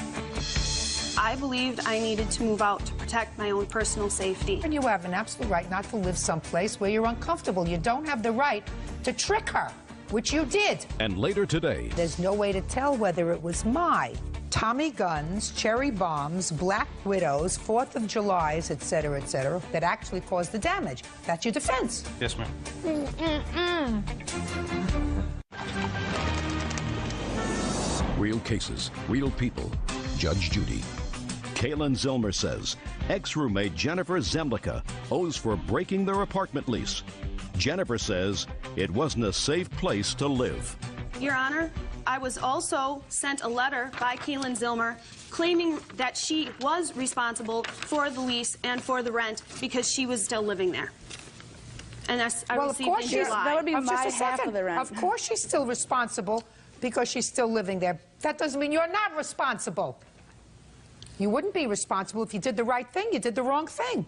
I believed I needed to move out to protect my own personal safety. I don't disagree with you. Not your own personal safety. It had become uncomfortable for you to live there. Put your hand down. It had become uncomfortable for you to live there, and you have an absolute right not to live someplace where you're uncomfortable. You don't have the right to trick her, which you did. You tricked her into thinking that you were coming back at a time when this is, I assume, a college town where people look for apartments up until the end of the school year.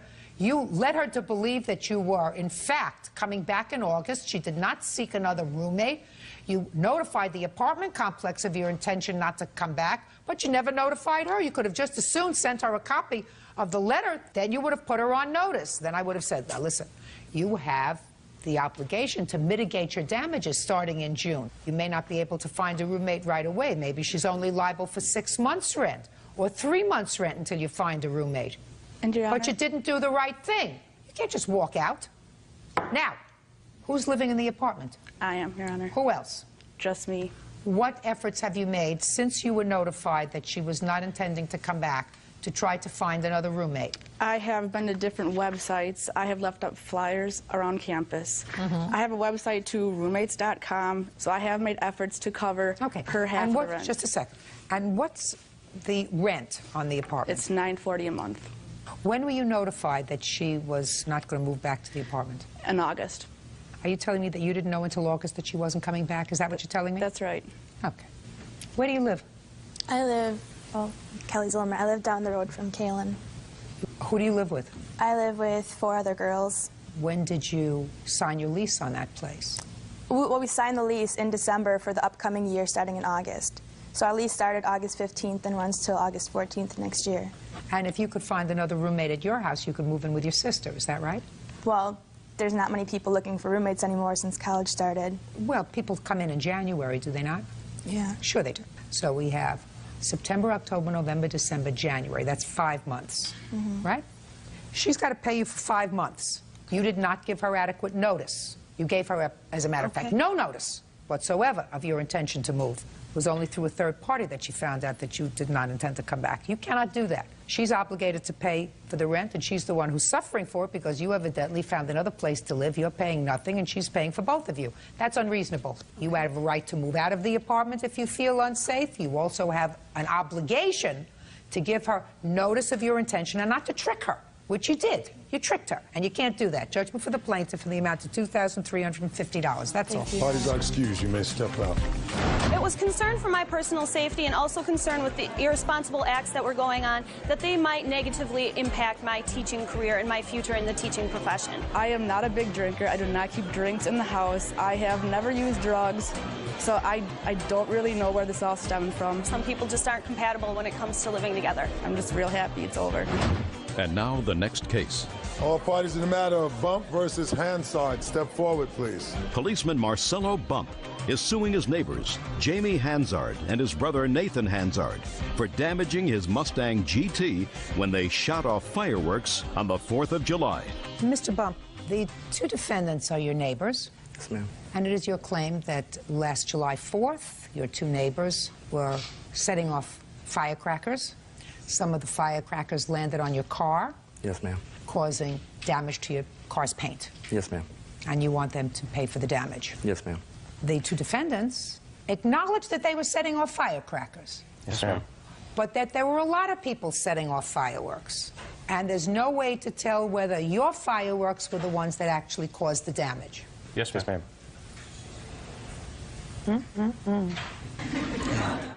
Marcelo Bump says neighbors Jamie Hansard and his brother Nathan Hansard damaged his brand new Mustang GT when they shot off fireworks on the 4th of July. Now, how old are you?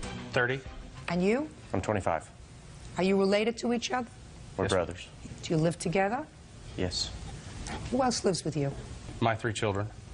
Now tell me about the fireworks you were setting off. We were shooting fireworks that... What kind? They're different names. Some Tommy guns. Tommy guns. Cherry bomb. Cherry bomb. Black Widow. Black Widow, 4th of July. Just a minute. Black Widow. 4th of July. So you had at least one of each of these things? Several. Where did you buy them? North Carolina. Where do you live? Georgia. You bought them in North Carolina. And where did you shoot them off? In our parking lot. In Georgia? Yes, ma'am. Why didn't you buy them in Georgia? Because you can't buy them in Georgia. Why not? They're illegal. So you just traveled a little bit and went to North Carolina and bought them there? Yes, ma'am. And despite the fact that the law precludes you from using them in Georgia, you used them. Yes, ma'am. And now you expect a court to be fair to you. Is that what you're telling me? I admit I broke the law. But Right. damaging his vehicle is a different story. Just a minute. No, you're not saying that you didn't damage his vehicle. What you're saying, I believe, is there were a lot of people that were violating the law, and there's no way to tell whether it was my Tommy guns, cherry bombs, Black Widows, 4th of Julys, et cetera, that actually caused the damage, because there were a lot of people. There were a lot of people shooting fireworks, so... There's no way to tell. Is There's that no right? way to tell that it was ours, no. Correct. That's your defense. Yes, ma'am. We don't believe that his vehicle was damaged by fireworks, period. Fine. That's a different story. If there was no damage to his car, then you wouldn't be responsible. But let me tell you something. When you break the law, and you broke the law in front of your 3 children, which is even more vile, because then what you're teaching your children is there are certain laws that are meant to be broken. There are certain laws you can pick and choose what laws you want to obey. That's the message you're sending to your children. It's ridiculous for the state of Georgia, where we live, not to have fireworks. So you don't have to obey that law. If you want to shoot off fireworks, you can. Is that the kind of message you want to give to your kids? Some may portray it that way, yes. What do you mean some might portray it that way? That's exactly what you did. You knew it was against the law to purchase fireworks. You knew it was against the law to shoot off fireworks in the state where you live. Despite that, you, who are the custodial parent for 3 children, who was supposed to teach them the difference between right and wrong, you've taught them that they can selectively choose what laws they want to adhere to and what laws they can break. Because they say, listen, my father breaks the law. My father does things that the state says he can't do. You're teaching your children that breaking the law is okay, and that's the wrong thing. And then you can't come to court and say to me or to any judge, he has to be able to establish beyond a reasonable doubt that it was my fireworks that damaged his car. No, he doesn't. He just has to be able to prove that you, against the law, were shooting off fireworks in the proximity of his car that could have damaged his car, at least in my world. The issue is not really whether you are responsible if there was damage to this car. You're responsible. The issue is, was there any damage?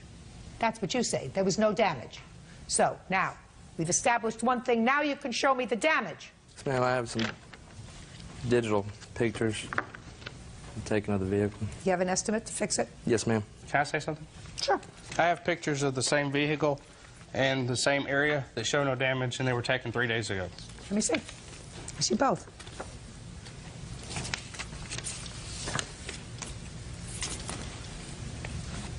I also took several shots of other parts of the car to show that weren't any damage did either. Because I believe the estimate that he had stated that front fenders, hood, several parts Oh, were I damaged. see the damage, sir. I don't know where your eyes are. I see it. It's just that your pictures are farther away than his are. His are close by. I see the damage, the exact same place where it shows here, right above this little thing. I see it. You should look a little bit closer or get your eyes checked. Okay. Anything else anybody wants to say to me? I have an estimate that states what he was claiming. His estimate claims as far as clear coat on the damage of a car can't be damaged by fireworks unless they're shot completely, right on the paint. Something that hit it or landed on it said it can't be damaged. I don't know. That's just a statement that a body shop says. You have a witness here for me to read? No, ma'am. You don't have? No. Yes, we do have a witness. You have a witness? I have a witness to state what we did, but not as far as I know the what body you shop. did. You told me what you did. You illegally purchased fireworks and you illegally shot them off. What do I need a witness? Is that what they did? Yes, ma'am. Perfect. Your witness corroborates that. Judgment for the plaintiff for the amount of $923. Thank you very much. Parties are excused. You may step out. Judge Judy continues in a moment. I feel like Judge Judy made the right decision. Everyone was just having a good time. It's 4th of July. They did admit to me that they were out shooting fireworks. I didn't feel we had done damage to his vehicle. Damage something you need to pay for it. Student Angela Potter is suing her ex-husband, flooring contractor Michael Wells, for back taxes and for filing a false report with Child Protective Services. Michael says Angela's boyfriend hit his daughter with a belt.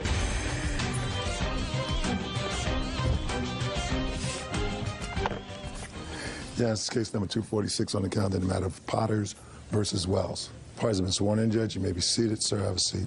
Miss Potter, the defendant is your former husband. Yes, ma'am. And your claim is for two things. First, you claim that he filed a report to Child Protective Services, Yes, ma'am. causing you some stress. Yes, ma'am. The second has to do with an income tax bill that emanated from the time that you and the defendant were married, that you're paying. Yes, ma'am. Mr. Wells says that he was concerned about his daughter. You have a daughter together. Yes, we do. And he doesn't deny that he called Child Protective Services. Yes, ma'am, I did. And that he pays child support, so the tax bill is yours. Yes, ma'am, that is correct. So let's deal with those two things. Ms. Potter, when were you married and when were you divorced? We were married in May of 1996, separated in December of 99, legally divorced January of 2001. And when was your daughter born? She was born August 19th, 1997. And you have visitation with your daughter? Yes, ma'am, on the weekends. And you pay child support? Yes, I do, diligently. Now, Mr. Wells, when did you call in a report to Child Protective Services and why, sir? It was about a month ago. I noticed a change in my child's demeanor, calling me during the night, crying, saying that she did not want to be there anymore, that it was a bad place to live, they were being mean to her, which I've heard before. Taking that she's 7, probably some discipline going on over there, so you try to take that in, to occurrence. But after a week of this, and even in the mornings, I heard her and her mother arguing, and the child terribly upset before she went to school. So then that following weekend, she tells me that this gentleman over here had beat her with a belt. That, Who is this? This is my boyfriend. All right. which really concerned me. Did a flip on that one that he had took some pictures of her in her room. So I called Child Services and I spoke with the lady, and I haven't caused them any grief in the time they've been together, haven't, interfered in their lives.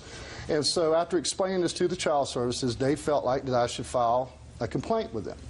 And that, needless to say, leaving the child alone at the bus stop, getting off at the bus, wandering around the neighborhood for a half an hour unsupervised, sitting on the front porch waiting in the afternoon for 15 to 20 minutes at the time without no supervision. All of these concerns came out in that. Okay, but primarily you called because of the photographs that your daughter told you were taken Absolutely. of her, and the fact that she said that this gentleman disciplined her with a belt. Yes, ma'am, absolutely. Okay. What's your name? It's Rob Brialt, ma'am. Step. Last name? Brialt. How long have you and Miss Potter been together, Mr. Brialt? About 1.5 years now. And you live together? Yes, ma'am. Do you have children? Yes, I do. 3 of them. And where do they live? They live with their mom in Colorado. And where do you and Miss Potter live? In Cary, North Carolina. Did you ever discipline Miss Potter's daughter? Just once, ma'am. And tell me about that incident. My children were visiting me for approximately about 5 weeks, and all the girls were up in one room sleeping, or supposedly sleeping, and they're right above the TV room, where we're watching TV, and you can hear them talk and all that, and yell up there a couple times, go to sleep, girls, it's getting late, go to sleep. Since the 2 of mine were obviously up there, and they're acting up, I went up there with the belt, and, spanked them, slapped, give them a hit on the rear end, to the 2 of my girls, and it would be only fair to the other 2 to not play favorites with Tatum. So she got it as well. And then they all quieted down and they all went to sleep.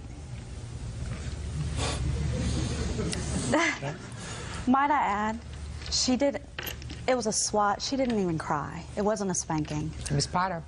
Okay, sorry. That's really not an issue that's before me. Okay. What's before me is your claim that he called Child Protective Services without a basis. So that's what I'm trying to get to. Okay. Then there's an issue of photographing your daughter. Mm-hmm. Now tell me about that. Have you photographed your daughter in her room? What led up to that? Tatum was supposed to be upstairs cleaning her room. I yelled up, "Tatum, are you cleaning your room?" "Yes, Mommy." So Rob's like, "Well, we'll see." He took this phone, a camera phone, most of them have it. He peeked around the stairs, snapped her sitting on the floor playing when she's supposed to be cleaning her room, came downstairs, downloaded on the computer, showed me, "Tatum, come down here right now." She came down. I'm gonna remember, Mommy always says she has eyes in the back of her head. I can see everything you're doing. "What's this?" She looks at it. I'm like, "You weren't cleaning your room." She's like I'm busted. Nothing terribly wrong with taking a picture and saying, "Listen, the picture, this speaks 1,000 words. You weren't cleaning your room." But as it's relayed to her father, that doesn't sound good. Do you understand? You're absolutely right. Tatum came home one weekend from his house, said, "Dad's going to call Child Services or something on you." I'm like, "What?" And she's all, "Yeah," and she told me why. So I get on the phone. I'm like, "What are you going to do? Tatum's telling me you're going to do this." And he's like, "Yeah, I have a concern, my daughter." I'm like, "That's a very good concern. This is what happened." Miss Potter, let me dispose of the first part of your claim. And I want you also... Yes, ma'am. So listen carefully, Mr. Wells. Is this your only child? Yes, ma'am, it is. Or, I beg your pardon, I do have an older son in California. How old? 13 years old. Little girls sometimes are manipulative. Absolutely. And let me dispose of Mr. Brialt first so that he can sit down. Never discipline her child with an implement. Shouldn't discipline her child anything other than with words anyway. But you have no right to discipline her child with a belt. Period. End of discussion. You're not even her stepfather. You have no relationship to this child at all. And the fact that you wanted to be fair because you were disciplining your children, and so you wanted to be fair and your children shouldn't be angry with you, so you disciplined our child, that's ridiculous. Because there are other ways of telling the 3 little girls who were upstairs playing to be quiet because they were interfering with your television time other than taking a belt and going upstairs and hitting them. We understand each other? Yes, ma'am. Sit down. He hasn't assumed the legal responsibility in any way to your daughter. Even when he does, I wouldn't let him discipline my daughter corporally. But certainly not as long as he's just your boyfriend. What kind of commitment is that? Judge Judy continues in a moment. You are a deadbeat with regard to either this child or your son. I wouldn't call it a deadbeat. Deadbeat doesn't pay child support as directed. That's a deadbeat. And later today, she came up and told me that she was pregnant, and I told her that how could you be pregnant when, you know, we've been using, you know, protection. Who was using the protection? I was.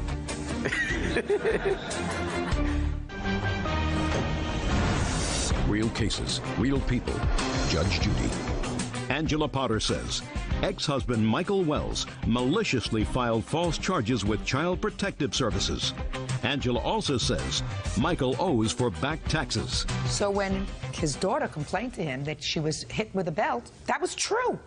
And as a non-custodial parent, because he has visitation, and he's concerned that, A, some stranger in the house is hitting my child with a belt, and the mother isn't doing anything about it, and the same stranger is taking pictures of her in her bedroom, because that's the way it's presented. Right. He has a legitimate complaint.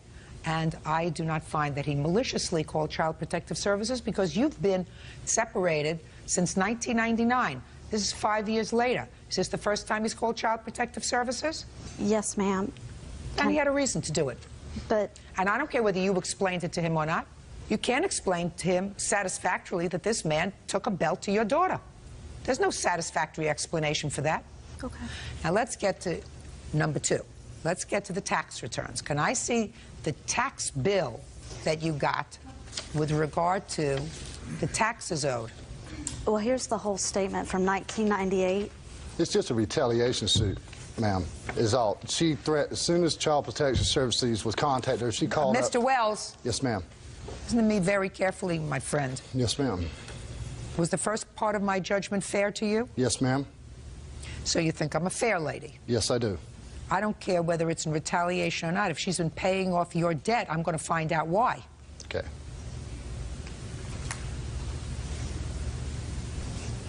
Well, this says, sir, at the time when you were still married and still together, there was a deficiency in your tax returns of almost $9,000. How much of it did you pay? I haven't paid any of it. Why? Because all my tax returns goes to child support. It's mandated by the state. They take my tax returns and apply it towards state arrears in child support. Just a second. So what you're telling me is that they take your tax refunds because you were a deadbeat father with regard to your child support, either for this child or another child. During the arbitration of the separation, yes. I did go a period of time because Ms. Potter had... You are a deadbeat with regard to either this child or your son. I wouldn't call it a deadbeat. Deadbeat doesn't pay child support as directed. That's a deadbeat. Well, it wasn't paid until mandated by the court, ma'am, and then it has been paid every month since then for the last 5 years. Well, arrears suggest, Mr. Wells, that the state has determined that you owed money for one child or two? For 2 children, I paid. For both children. So I'm going to ask you the next question, sir. Yes, ma'am. Why didn't you start to pay her and say, listen, we have $9,000 that we owed. Clearly, half of that is mine because we were married and filed jointly. So what you're telling me is you decided that she's got to get stuck with this tax bill. Is that what you're telling me? No, ma'am. I just thought that $9,000 was strong for one tax we filed together 1 year. So? And she hasn't, you know, applied me with any documentation, has a contact. Here, just a second. Here you go. I want him to have the documentation. Absolutely. Take a look. $8,881. That's what it says. All right. So, since you filed those taxes, since you were living together, were you working at that time, Mr. Wells? Yes, ma'am. As a subcontractor at that point. Very good. And what were you doing? I was an executive assistant for a recruiting firm. Okay. And so far you've paid about $7,100. Yes, these and are... there's, right, I see it. And there's still $2,030 owed. Penalties and interest, pretty much.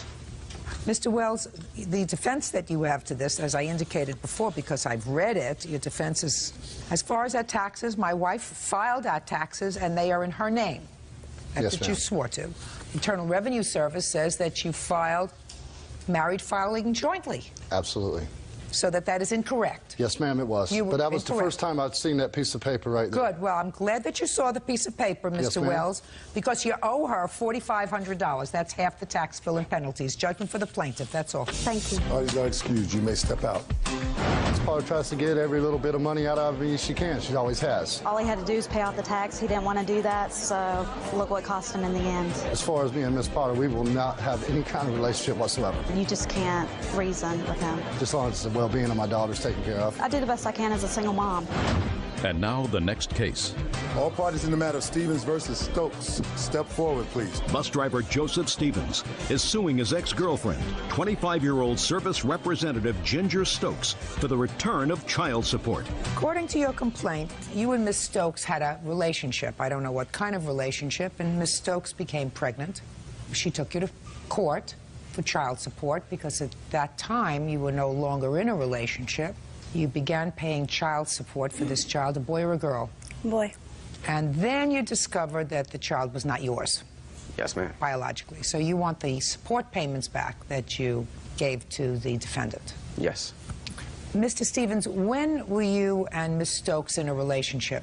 Around December 2000. Until when? About April or June between 2002.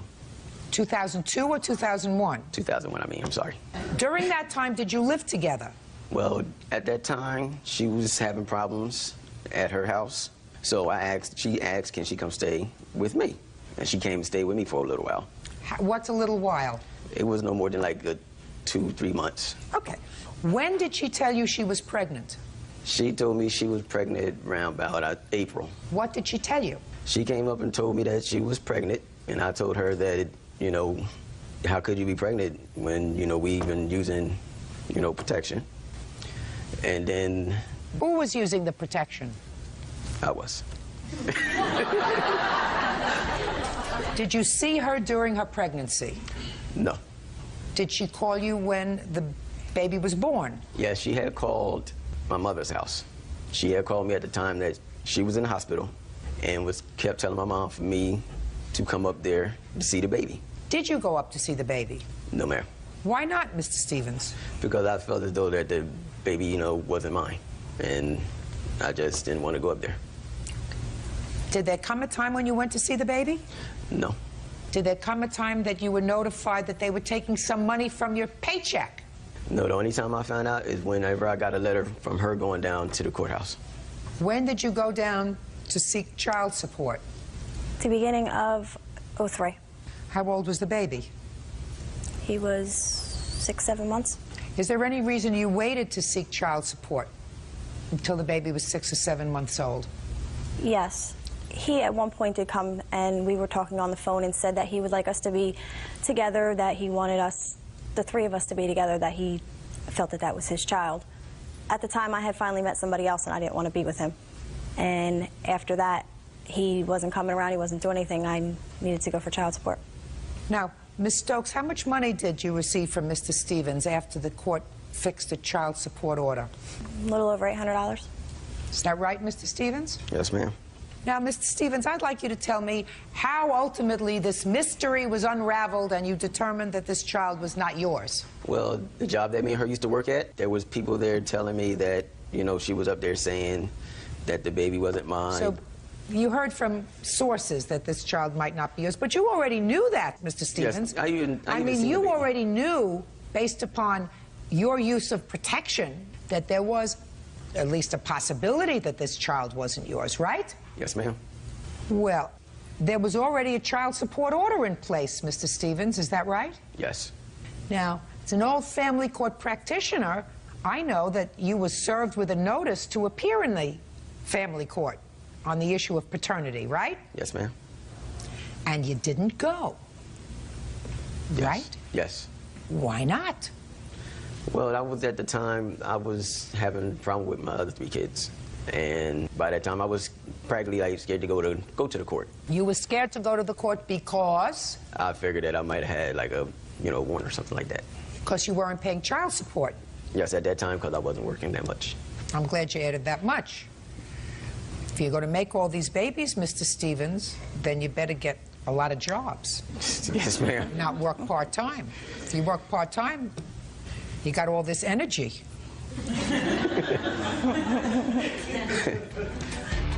So you decided to blow off court, and they issued a default judgment against you, declared you to be the father. If you had gone to court immediately and said, listen, I want a blood test, they would have taken a blood test and they would have said, you're off the hook on this one. But at that time, when I wanted to get a paternity test, I even talked to her about it. She kept telling me that Dad's not going to be able to do it, and you might have to pay for it out of your pocket. Better off paying for it out of your pocket, sir, a couple of $100 than pay for the 21 years, right? Yes. You can't be short-sighted. You don't have any children together? No. Do you have children? Yes, I do. How many children do you have? 3. So between you have 6 children? Yes, ma'am. Is that enough? Oh. Plenty. Plenty, right? Plenty. 6 children. Now you're working full-time? Yes. Good. What kind of work do you do? School bus driver. Well, you must like children. Okay. How much do they take out of your pay, Mr. Stevens? $842 altogether. $842? Yes, ma'am.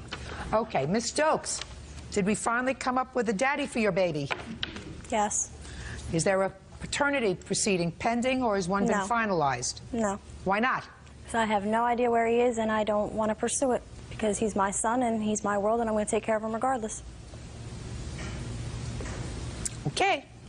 Judgment for the plaintiff for the amount of $842. Thank you. Why does our excuse you? Let's step out. I'm very happy that the judge gave me back my money. I'm just glad it's over. If he was mine, I just wish that I would have been there for him. It's been a struggle trying to take care of what I need to take care of. I don't have no grudge against Miss Stokes. I'm going to take care of him. 27-year-old student Christy Perryman is suing her ex-husband, 28-year-old student Jason Brewington, for the cost of a plane ticket to see his kids. Christy says Jason is a deadbeat dad. Order. Yes, this is case number 244 on the calendar in the matter of Perryman versus Brewington. Parties have been sworn in, Judge. You may be seated. Sir, have a seat. Miss Perryman, your complaint is rather lengthy, as is your former husband's answer. So let me see if I can simplify what I perceive to be the issue in this case. You and the defendant were married and have 2 children? 3. 3 children. And you live where? In Colorado. And Mr. Brewington moved to Alaska. Yes, ma'am. And you had an agreement with him that you would split the cost of visitation with the children to Alaska. And Mr. Brewington, did you come down and pick up the children? Yes, I did. And it was your arrangement with your former wife that she would pay for the other half of the ticket before you did that? Yes. But then at some point, according to you, you changed your mind. Yes. Because she said to you, I don't have the money to pay for the ticket. If you want to see the children, you have to pay for the ticket. I have no money for that. Yes. Right? I paid for the whole ticket. So you said to her, fine, I want to see the kids. I want the children to visit with me in Alaska, so I will pay for the ticket both ways. But at some point during the course of the visitation, you changed your mind. And you called her and said, if you want the kids back, you better get a ticket. First, he said, if I want the kids back, I have to come and get them myself. And you said to him? I told him he was going to bring my kids back, or I was calling the police. And he said? Call them. Does that sound right? No. Close. Close, but not right. Close. Because she had changed the rules by saying, I can't afford to send the kids and pay for half the ticket. You said, okay, I'll take care of it. And at some point, then you changed your mind and wanted her to pay what she had agreed to pay in the beginning. Right? I didn't ask her to pay for half the tickets. I just asked her to either come up and get the children or to get me a ticket back the day I flew to Denver with them. Well, listen, let's not split hairs, sir. If she wanted the children back and she has custody of the children, then you told her to either come get them yourself, which means that she'd have to pay for her ticket back and forth, right? Yes. Or pay for my ticket, right? Yes. Because the kids are too small to travel by themselves. Yes. So far correct? And Miss Perryman says that the reason she didn't have any money is because you don't pay child support. That's incorrect. How much does he pay in child support? Supposed to pay $488 a month. It's hit and miss each month. Just a second. $488 per month, 3 children. Okay. What kind of work do you do in Alaska, sir? I don't work. I'm a full-time student. Well, if you're a full-time student, how do you pay this $488 a month? I don't. I'm working with the state of Alaska now. As previous, I was working with Colorado to get it lowered. Well, how old are you, Mr. Brewington? I'm 28. What makes you think you could be a full-time student after you fathered 3 children? I'm a disabled vet going to school through Chapter 31 Voc Rehab. I don't care if you're a Purple Heart winner. What makes you think that somebody who looks like you, who's built like you, who eats like you do, can stop working and go to school full-time when you've got 3 children to support? What gives you the right to do that? I did it. That's what I need to do to get a better career so I can support my children better. Well, that's all very, very nice. You expect them to go into a state of suspended animation while you get your act together? No, but I didn't expect Mrs. Perryman over there to quit her job and to be in school as well. Somebody is feeding your children. Who is it? The state. How old are your children? 3, 6, and 8. What was so interesting about Alaska that caused you to move from Colorado to Alaska? I was born and raised in Alaska. And where did you live when you were married to Miss Perryman? We lived all over. Oklahoma, Alaska, California, and then Colorado. And how long did you live in Colorado? About 3.5 years. So Colorado was the home state of your family?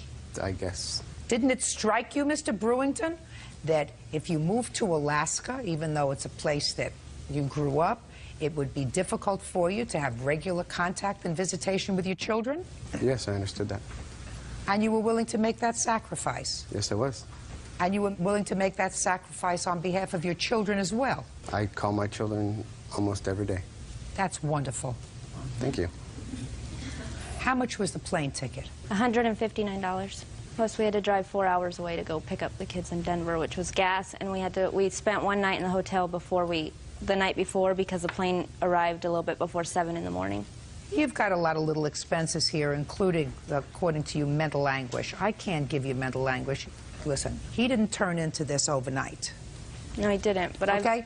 And you were not smart enough not to have the 2nd child with him and the 3rd child with him. Should have, figured it out right away. Any man that has 3 children that can move thousands of miles away from their 3 young children because he wants to pursue a career in education is not somebody that I would father 3 children with. He was a responsible father up until November of 2001, and it just... And then what happened? He told me that he didn't feel the same way, and everything went downhill from there. I don't care if he doesn't feel the same way about you. He's got 3 children. Well, it turned his look on everything, I guess. Well, when was the last time you received $488 from him? The full amount of $488 would be July of 2003. He paid a little bit over to catch up because for the previous 3 months there was no payment at all. When was the last time you received any money from him? June of this year. It was $50. Okay. Where do your parents live? In Alaska. You live with them? Yes, I live with my mother. Mr. Brewington, I don't think you're doing the right thing, sir. I think you ought to do a lot of soul searching. Judge Judy continues in a moment. And later today... Are you calling each other bad names? Yes. So Mr. Ewan came out? Yes. What did he say? He said, "You ugly MFers need to stop making all this noise before I go get my shotgun." Did you have a shotgun? Real cases, real people. Judge Judy. Christy Perryman says ex-husband Jason Brewington owes for the cost of a plane ticket. Jason says Christy owes him for the cost to visit his children. Now, do you have a legal agreement that provides that you pay for half of the cost of the children to go to visit him? In September of 2002, I agreed to do that on document with the court.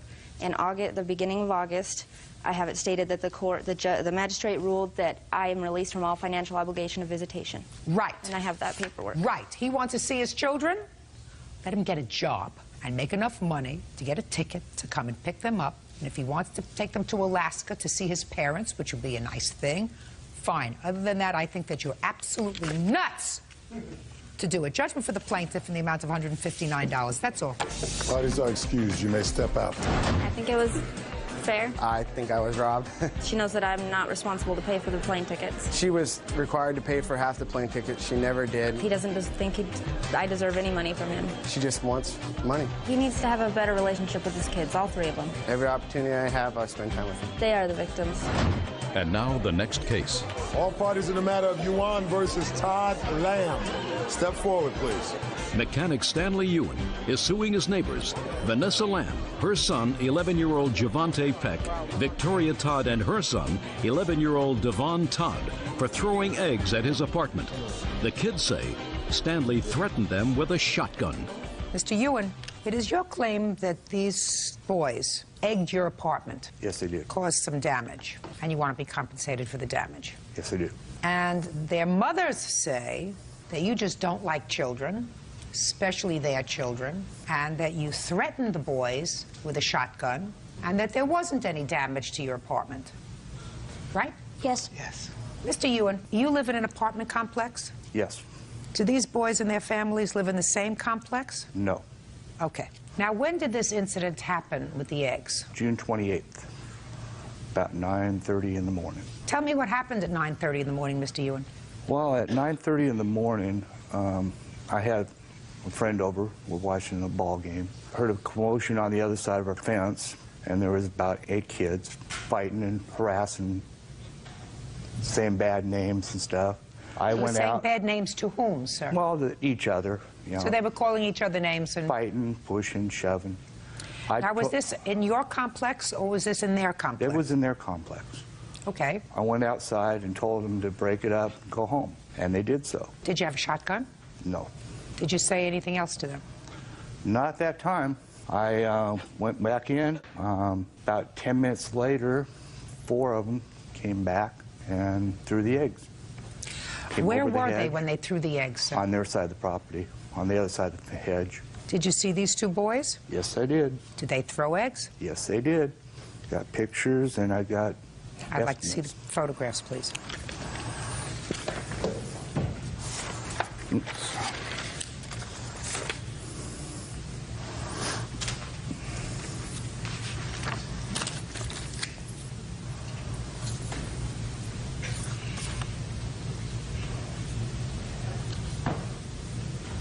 Was your door open, sir? My sliding door was open, my screen door. So the eggs got on your carpet? Got on the carpet, got on the couch, on the front of the couch there. Okay. And it also got on the paint. Do you own this house? No. You're a renter? I rent. Who paid for the outside cleaning? It hasn't been cleaned yet. That's just an estimate. It has not been, but you don't own the outside? No. Okay. Why didn't somebody just go out there and hose it off? I tried to hose it off. Well, it doesn't look like anybody tried to hose it off, sir, because it's still Well, dripping. after the pictures, I did try to hose it off. And what happened? The egg, it was so hot out that day that the egg dried onto it, and when I tried cleaning it off, it stripped the paint off. Okay. How old are you? 11. What's your name? Javante. And how old are you? 11. Your name? Devon. Remember the day that Mr. Ewan is talking about? Yes. Tell me what happened. All right. We were right over by the fence, and Javante and another kid was fighting. What were they fighting about? I can't remember, but they were like arguing. They weren't putting the What were you on. arguing about, Javante? We were arguing about who can knock who out and this and that. So you were talking, I mean, that's not smart. Why were you angry at these other people? Yeah. And were they angry at you? Yep. And were you calling each other bad names? Yes. So Mr. Ewan came out? Yes. And what did he say? He said, "You ugly MFers need to stop making all this noise before I go get my shotgun." So what did you do? So then all of us boys went over to our houses and got eggs and went over there and threw eggs at his house. Why did you throw eggs at his house? Because what he was being racial. He was being racial? Yeah. So that's the way you resolved it. You went over, got some eggs, and you decided to vandalize his house. Yep. What'd you do?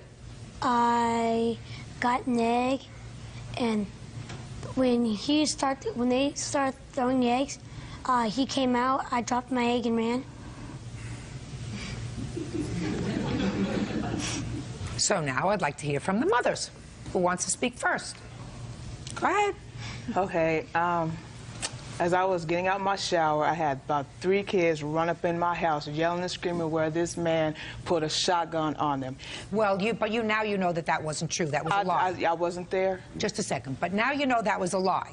No, I don't know that. Sure you do, because Mr. Ewan says it wasn't true, and your boy says it's not true. He says Mr. Ewan didn't pull a shotgun on him. Mr. Ewan told him to get out, or he was going to get a shotgun. Isn't that what you said? Yeah. So he didn't pull a shotgun on him. He threatened him. Got it? I still, like I said, I wasn't there, so I do not know. Well, I've I had want other you kids. pay The other attention. kids said. Speaking. Pay attention to what I'm saying. Your son says, you don't think your son is a liar, do you? He will. Well, you don't think that he would lie to make it appear that Mr. Ewan was a nice guy, right? No. If anything, he would lie and say he was a terrible guy, right? And he has. Just a second. Just a second. So when he says to you, and to me, that Mr. Ewan didn't take a gun, Mr. Ewan said to him, you don't get out of here, I'm going to get a shotgun. You think that that's the truth? You think that Mr. Ewan brought out a shotgun? That's what you think?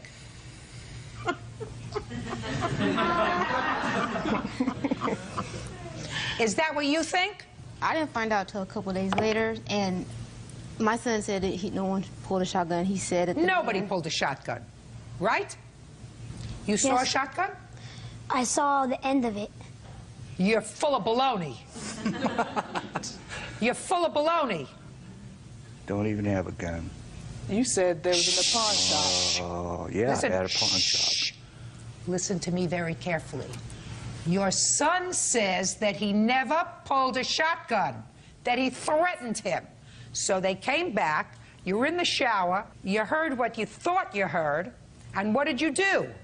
Got all the other kids' moms, went over to the managers, addressed the issue for us and pulling the gun, called the police. The police came out, and then they talked to him, and then they talked to us, and the other, it's another guy that's involved in this as well. Anyway, to make a long story short, he was concerned as far as, well, they can't search my house because they don't have a search warrant. Listen to me, don't worry about Mr. Ewan. I'm just saying Don't worry about Mr. Ewan.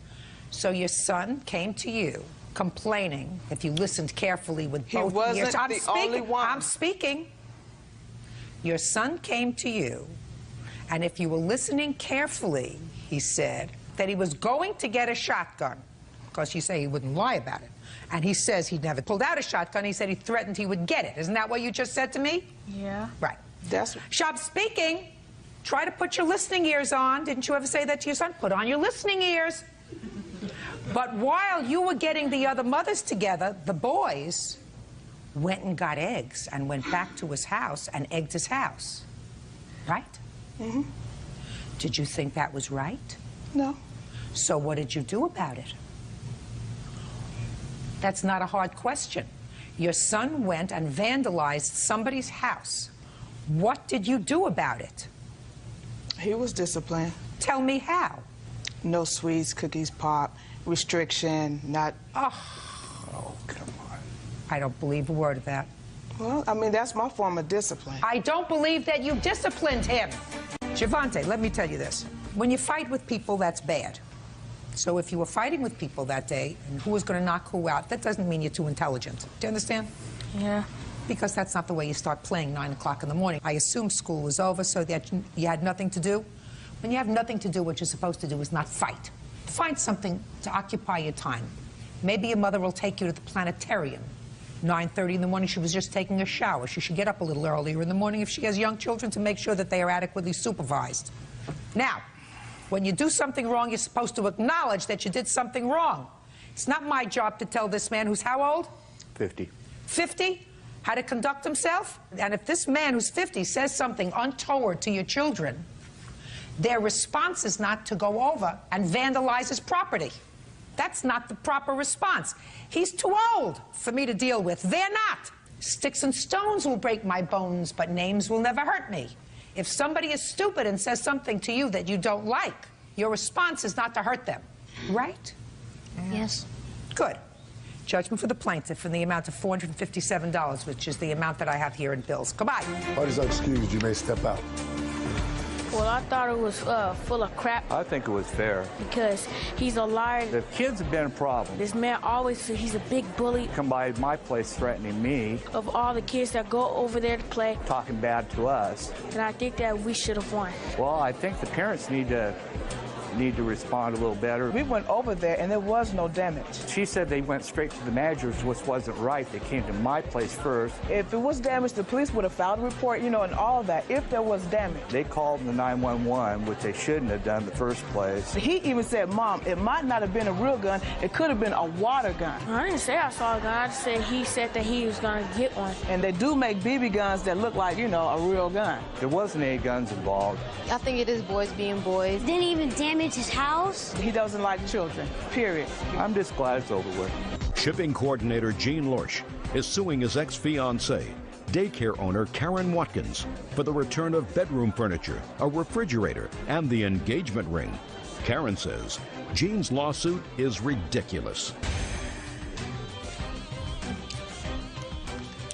Yes, this is case number 208 on the calendar in the matter of Lorsch versus Watkins. Parties have been sworn in. Judge, you may be seated, sir.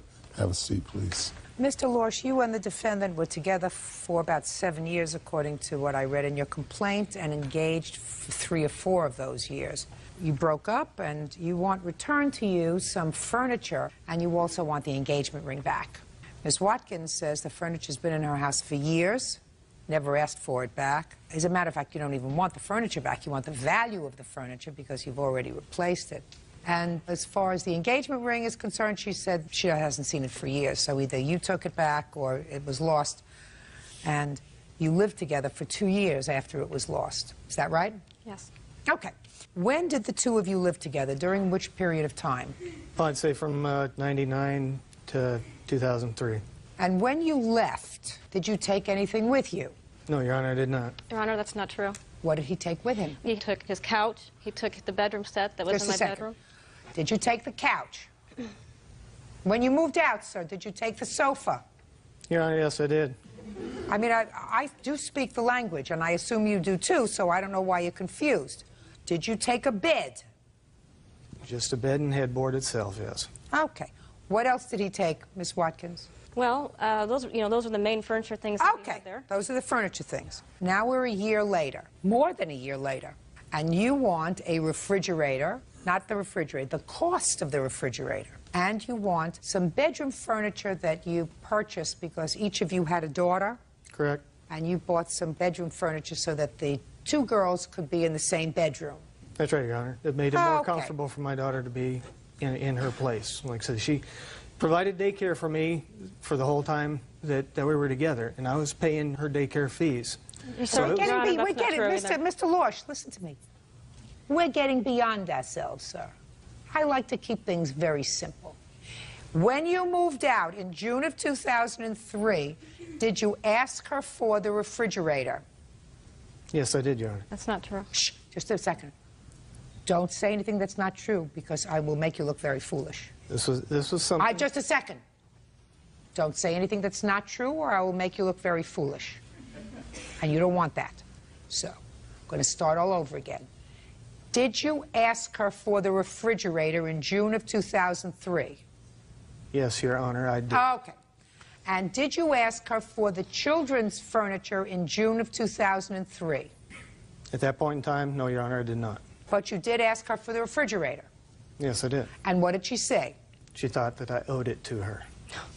And what did you say? I said, I think, your new boyfriend can get you a new refrigerator. Okay. And what did she say? She said, I think that rightfully belongs to me now. Okay. And that's the way it was left? Yes. You did not sue her for that, right? Not at that point in time, no, I did not. Over a year ago.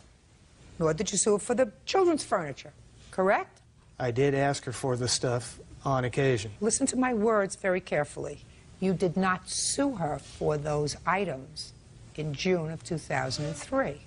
It was a continuing discussion over the year. When was it a continuing discussion, Mr. Lorsch? Was it a continuing discussion each time you would take your daughter there for her to provide daycare?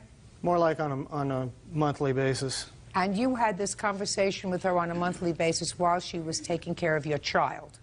Is that what you're telling me? That's correct. Okay. Now, When your daughter was not with Miss Watkins, was she back in your home with you or your former wife? My former wife, yes. Did she ever come to stay in your home? Yes. For a day, or 2 days, or 3 days? 3 or 4 days usually. Yeah. Oh, shh, shh. And when she came to your home, did you feed her? In the evenings, yes. And when you fed her, did you use a refrigerator? Yes, I did. Where'd you get it from? I had to purchase a new one to replace the old. When did you purchase the new one? I have that in here. Well, why don't you tell me about it? May 7th of this year. So is what you're telling me, Mr. Lorsch, between June of 2003 and May of 2004, you lived without a refrigerator? No, I had a portable unit. So you had a refrigerator? A small one, yes. Good for you. Now, when did you purchase new bedroom furniture for your daughter to sleep in? Actually, I do not have it yet. You don't? So where was your daughter sleeping? She wasn't sleeping with you. She is either sleeping on the couch or she'll sleep in a sleeping bag in her room. In a sleeping bag in her room? This is on call. They're supposed to call me when it's delivered. Is what you're telling me the way that you provided for your daughter when she was with you was to have her sleep on the floor? Is that what you're telling me? No, Your Honor. At the time, I had a day bed. There we go. That's better. In what year did you purchase the bedroom furniture that was in Miss Watkins' home? That was November 30th of '02, like 6 months before she decided she didn't want to be with me anymore. It's awfully convenient. No, there were a lot of nights, sir, between November of '02 and June of '03. Yeah. It's only 6 months, Your Honor. That's a lot of nights. Now, where's the engagement ring? It's gone. I took it off because I wasn't ready to be married. I took it off. The next day where I put it, I went to get it. It was gone. When was this? I think he took it. When? Oh, gosh. Approximately two years ago, maybe possibly 3. Did you discuss the fact with Mr. Lorsch that you didn't have the ring? Yeah, I went to get it, and I said, you know, I took the ring off, and it was gone. I still think he took it because he's so controlling, and he probably took it until the time that he, you know, because we were still dating, and so he probably... Listen, when you live together, and you share a room, and you share a life, and you have children over, that's not dating. Dating is what you do when somebody comes to your house, picks you up on a Friday night, takes you to dinner and to a movie, and then brings you home. That's dating. Judge Judy continues in a moment. I am a master at ferreting out the truth. So as smart as you think you are, you're not smarter than I am. We understand each other, Mr. Lorsch? And later today... At what point did you drive? On the way home, back to her house. Miss Sessom, I don't want you to say no unless you were there. And you weren't. Real cases, real people. Judge Judy. Jean Lorsch says ex-fiancée Karen Watkins owes for the return of a bedroom set, a refrigerator, and an engagement ring. Now, Mr. Lorsch, while you were living together, do you recall a time that she no longer had the engagement ring? When she said that she, you know, didn't want to date No, look anymore. at me, look at me. Don't look down at your papers. My question to you is... I asked her at that time. Just a second. Mr. Lorsch, do you see how foolish I made you look 5 minutes ago? If you don't see it, everybody else has seen it. Now, I'm going to ask you again. I'm going to give you another chance, sir. Did there come a time while you were living together with Miss Watkins that she was no longer wearing the engagement ring? At the point she called it off, yes. Good. I asked her about it then, and she said she stopped wearing it 2 months prior, which was just last year. So there Not was 2 a years time, ago. listen to me. So there was a time while you were living together that she was not wearing the engagement ring. Is that right? According to her, yes. No, according to you. I said there was a time while you were living together that she was not wearing the engagement ring. That seems apparent, yes. It was apparent. Now, when you saw that she was not wearing the engagement ring, did you continue to share a room with her? No, Your Honor. I want to listen. You know, you're trying to think of how to answer these questions so that this decision will go in your favor. And I'm telling you only one thing, sir. I am a master at ferreting out the truth. So as smart as you think you are, you're not smarter than I am. We understand each other, Mr. Lorsch? Yes, Your My Honor. question to you is a simple one, sir. Now that you have acknowledged that while you were living together, she stopped wearing the ring for whatever reason, what kind of discussion did you have with her about the ring? If she was calling the engagement, I asked her if I could have it back. She says, I have misplaced it, and when I find it, I will return it to you. After she said she misplaced it, did you ever see it again? No, Your Honor, I did not. Now, after you broke up in June of 2003, it had been, let us say, months that she hadn't worn the ring. Did you say to her, did you find the ring? Yes. And what did she say to you? Haven't had a chance to look for it yet. That's not entirely true. He never asked for the ring. Is what he would do is threaten me and point at me and say, if you don't find that ring, I'm going to take you to court and I'm going to ruin you in court. And that's what he used to always do to me, is point at me and corner me and threaten me, you know. So he asked you for the ring. He demanded the ring back. Now, we're not talking about the Hope Diamond here. We're talking about a ring that, according to you, Mr. Lorsch, you spent $700 on. Is that right? That's correct. Get over it. Mr. Lorsch, if you lie about one thing, I doubt the veracity of everything that you say. Do we understand each other? Do we understand each other? It's not her burden, sir. It's your burden. So when you come to court, it's your burden of proof to go forward and convince me that you have just cause. And what you've said in your complaint is, I don't want the refrigerator back, and I don't want the bedroom furniture back. I wanted to pay me the replacement value of it, because I went out and I bought a new refrigerator a year later, and I went out and bought new furniture that I haven't gotten yet. Get a Your life. Honor. Mr. Lorsch, you're out of here. Goodbye. Case is dismissed. Parties are excused. You may step out. Come by the daycare and tell me he wanted, and he'd corner me. He held me captive in his house. We've been friends ever since we broke up. As long as I'm around, he'll always be last place. I believe that finally I can get him out of my life, and he can move on, I can move on, and it'll be good. I have a feeling it'll still continue. And now the next case. All parties in the matter of Sisson versus Chapman. Step forward, please. Assembly worker Linda Sisson is suing her son's ex-girlfriend, 21-year-old banquet server Tessa Chapman, for the cost to fix her Chevy Cavalier. Tessa says the only reason she drove the vehicle was because Linda's son was drunk. Ms. Sisson, the defendant is your son's former girlfriend. Yes. And according to your complaint, she drove your car and had an accident. Yes. You want her to pay for the damage? Yes. When did the accident take place? April 3rd, 2004 at 1 a.m. You weren't there, is that right? We were sleeping. So you didn't see what happened? No, I did not. Okay, Miss Chapman, and you say you're not responsible. Let me hear about it. George Anderson and I were hanging out at his mother, Linda Sisson's house. George Anderson is your son? Yes. A few hours later, George had asked me to drive to the store with him. While we were driving to the store, I realized he was intoxicated. That is not true. Shh, listen to me. I don't want you to say anything. You weren't there. I've asked her a question. Got it? Yes, Your Good. Honor. So you and the plaintiff's son were hanging around at her home. Right. When had you arrived there? Probably at like 10 o'clock around. 10 in the morning or 10 at night? 10 at night. And where had you been before that? My house. So you drove over to his house? No, he came and picked me up. In whose car? His mother's car. When he came to pick you up and you got into the car, was he intoxicated? No. How long did it take you to get back to his house? About 10 minutes. And you went directly to his house? Yes. At what time did you go to the store? Like 12:30. Between 10 p.m. or 10:10 p.m. when you arrived back at George's house and 12:30 in the morning, what were you doing? We were watching TV and we had a couple beers each. Where did you get the beers from? His house. So each of you had a couple of beers. Is that right? Yes. And then about 12:30, who decided to go to the store? George. You say in your answer that the reason you were driving was because George was drunk. Yes. Not according to what you tell me now. According to what you tell me now, the two of you had a couple of beers. He must have been... He what? There was another girl there named Stacy, and they were off in another room for a little while also, so they could have been drinking without me knowing. They could have been, and I could have been 5'6", but I'm not.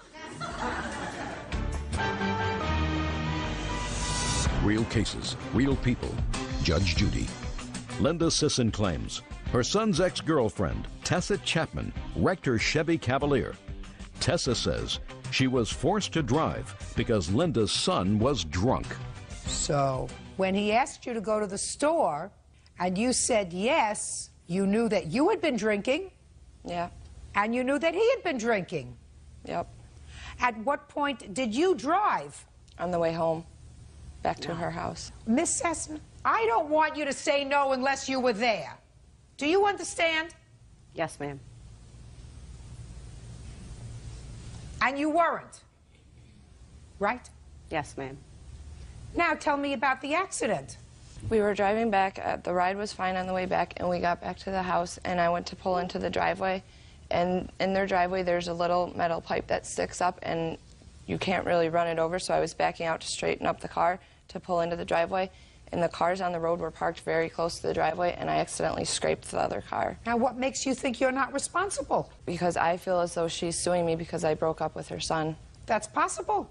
That she decided to sue you now because you broke up with her son. There was no longer a reason for her not to pursue this remedy. My question to you is, why don't you think you're responsible? That's her motive for suing you. Because George was drunk and I wasn't drunk on the way back from the store, driving back. Well, Miss Chapman, you had certainly, according to you, been drinking that night. Yeah, but 2 beers in a course of 2 hours, 2.5 hours. And that's all you told me you saw George drink. But he was driving very recklessly on the way to the store.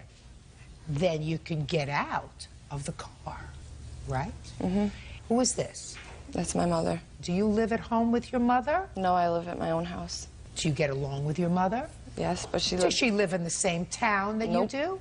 Do you have other people that you know in town? Mm-hmm. So that if he was driving, according to you, recklessly on his way to the store, then you say, George, I'm not going to get back into the car with you. And you call a taxi to take you home. But if you get behind the wheel of her car and you have an accident and you've had alcohol that night, you're responsible. And the fact that she may not have pursued this matter while you were with her son, and now you're no longer with him because where is he? Drug rehab, he's in jail, where is he? He's in rehab, getting treatment. Good, I'm glad. How much was the damage to your car? It was $1,300, which I had to pay a $500 deductible. And when I found out about the accident, the doorbell rang at 7 o'clock in the morning. And I don't care how you found out about the accident. Well, she admitted to me, Tessa admitted to me that morning when I woke them up to find out what happened to my car, and she apologized because my son came out and told Tessa to tell me that he's not taking the rap because he didn't do the damages, and she did No, he's a prince. And she did the damages. He's a prince. How old is your son? 22. How long has he had a drug problem? Maybe about three weeks prior. You're in denial, madam. What kind of work was he doing? He was in and out of jobs. Had he been arrested previous to his current rehab? Yes. For what? For a stolen vehicle. Yes. What else? False identification. What else? Counterfeit money. She doesn't get a free ride. She should not have gotten in the car with him. She should not have been driving that night. She is responsible for your out-of-pocket expenses. And if I had a kid who was in this much trouble, I would have taken my car keys and locked them up in a safe to make sure that he didn't use them. Right? Yes. Good. So, you got to pay her deductible, Miss Chapman. It's your responsibility. Judgment for the plaintiff in the amount of $500. That's all. Parties are excused. You may step out.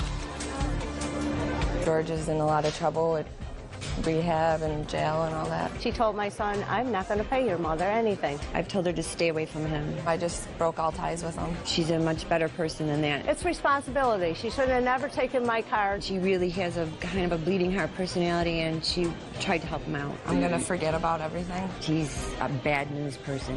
Homemaker Sandy Wyatt is suing the father of her daughter, parts manager Fabian Grogan, for the cost of their child's expenses. Fabian is countersuing, claiming claiming Sandy won't let him see his daughter. Now, this is case number 188 on the calendar in the matter of Wyatt versus Grogan. You're welcome, Judge. Parties have been sworn in. You may be seated. Folks, have a seat, please. Miss Wyatt, you have a baby. Mr. Grogan, I assume, has been established as being the father of that child. You say he's responsible for some expenses involving the child's birth and initial few months of the child's life because he's now paying child support. So I have a few questions, Miss Wyatt. When did you and Mr. Grogan have this relationship? We had started the relationship in the summer of 2003 when he moved back to Iowa from South Carolina. Had you known him before? Yes. For how long? Approximately 6 years. Did you have an exclusive relationship with him? Not at that time, no. In 2003, did you have an exclusive relationship with him? Did you discuss marriage? No. So this pregnancy was an unplanned pregnancy? Correct. Now, I know that this is a silly question, but how did that happen? Failed birth control. Failed birth control. Because it's been my experience, and I've been around for a long time, that there are no accidents. Correct. There are only on purposes that look like accidents. And these on purposes usually end up with you having to raise a child by yourself. Mr. Grogan, who is not totally without responsibility, right, Mr. Grogan? No, ma'am. Because it takes two to have precaution. And there's nothing wrong with having double precaution, right? Yes, ma'am. If you don't want to have a family. You have other children? Yes, ma'am. I do have one other daughter. And you? I have 2 boys. And how old are your 2 boys? 7 and 9 years old. And where's their father? Their father lives in the same town that we do. Were you married to him? Yes. For how long? 7 years. He pay child support? Yes, he does. How much child support does he pay? $670 a month, and just recently stopped when he stopped working. He pays $670 a month for 2 children? Correct. And how much child support do you pay, Mr. Grogan? If you include the expense for insurance, it is right at $600 a month. For 1 child? Yes, ma'am. Gets expensive when you're not careful. Yes, ma'am. So, how old is your daughter, Miss Wyatt? 11 and a half months. And tell me, what expenses do you think Mr. Grogan owes you for? When we were together, before he left down for South Carolina for the birth of his first daughter, he had promised to pay for any baby items that we would need. What do you mean to pay for the birth of his first daughter? He moved back to Iowa in the end of August of '03, and he had another woman in South Carolina pregnant, due to have his child the end of April. You had a very fertile period there, Mr. Grogan. Yes, ma'am. Go ahead. We started working together. We started a relationship, and I got pregnant with our daughter. In November, I told him of that, and he said that he had still planned on going down to see the birth of his first child. He had no intentions of staying there. With her, it was just a one-night thing, and he was only going to stay down there for 2 or 3 weeks while she was born, and then he was going to come back up here, take care of our daughter, and stay with me. That's not exactly. He did not come back. It was one excuse after the other of, it'll be in a couple more weeks, it'll be a couple Miss more Wyatt, weeks. you've not have 2 children. You understand that a commitment means, honey, would you marry me? I want to spend the rest of my life with you. I want to have a family with you. I want to live with you. I want to take care of you. I want you to take care of me. That's a commitment. Then after you do that, then you think about having a baby. You don't do it the other way around. You do it the other way around. You're just looking for trouble. I actually offered the commitment, Your Honor. I asked for her. I told her I would pay for move her and the boys down to South Carolina. I said, give it an honest 6 months. I said, if you do not like it, I will move you back. I even told her that we could get married. At this point, her mother had decided that she hated me. She wouldn't defend me with the family. I called her every day. I wish I had the phone records. Unfortunately, I don't. But I called her every day from the day I left almost until the day that Lauren was born, just to find out that 2 to 3 weeks before, just to find out that she had already had another boyfriend and that he was moving in with her. Mr. Grogan, you weren't married to this woman in, where is it? South Carolina. South Carolina No, either. No, ma'am. So you already knew that it was possible for somebody to get pregnant without benefit of marriage, right? I mean, even Yes, I, at my age, Yes, know ma'am. that. And so it would seem to me that you would have been smarter in this relationship. Do you understand what I'm talking about? Yes, ma'am, I do. You already had one lady pregnant out of wedlock expecting a child, and then you have another relationship in Iowa, so it would seem to me at that point you might want to wear 2 galoshes instead of 1. Are we understanding each other, Yes, Mr. ma'am, Grogan? I understand that. What? 2 galoshes, I like it. I like it. You know, make sure that it's foolproof. because he caused an awful lot of pain and a lot of discomfort. Doesn't mean you're off the hook, because ultimately you're the one with the responsibility. I assume this is your mother? Yes, it is. And I assume that your mother has some sort of responsibility? Yes, she does. She didn't ask for the responsibility. She didn't even enjoy the event. But she has all the downside. Correct. That's selfish. Very selfish. Now, what kind of expenses did you have for the child? Give me an idea. We had to buy a baby bed, car seat, clothing, diapers, formula, everything that a baby needs, strollers. And did you pay for that? Yes, I did. And how much was it? For everything that was purchased before her birth was $1,658, and I have receipts. I don't want to know what was purchased before her birth. What were her expenses after she was born? After her birth were the same things. Clothes that she would outgrow. She would need more clothes. She would need how much more did you formula. After she was born, I have no idea. From age 0 to 7 months when he started to support the child? Probably close to $2,000–3,000 a month. Where'd you get that? $2,000–3,000? Not a month, I'm sorry, the entire time. And where did you get that money from? I have borrowed money from my mother, my grandmother. My boyfriend helps out. Well, he ought to. He's living there.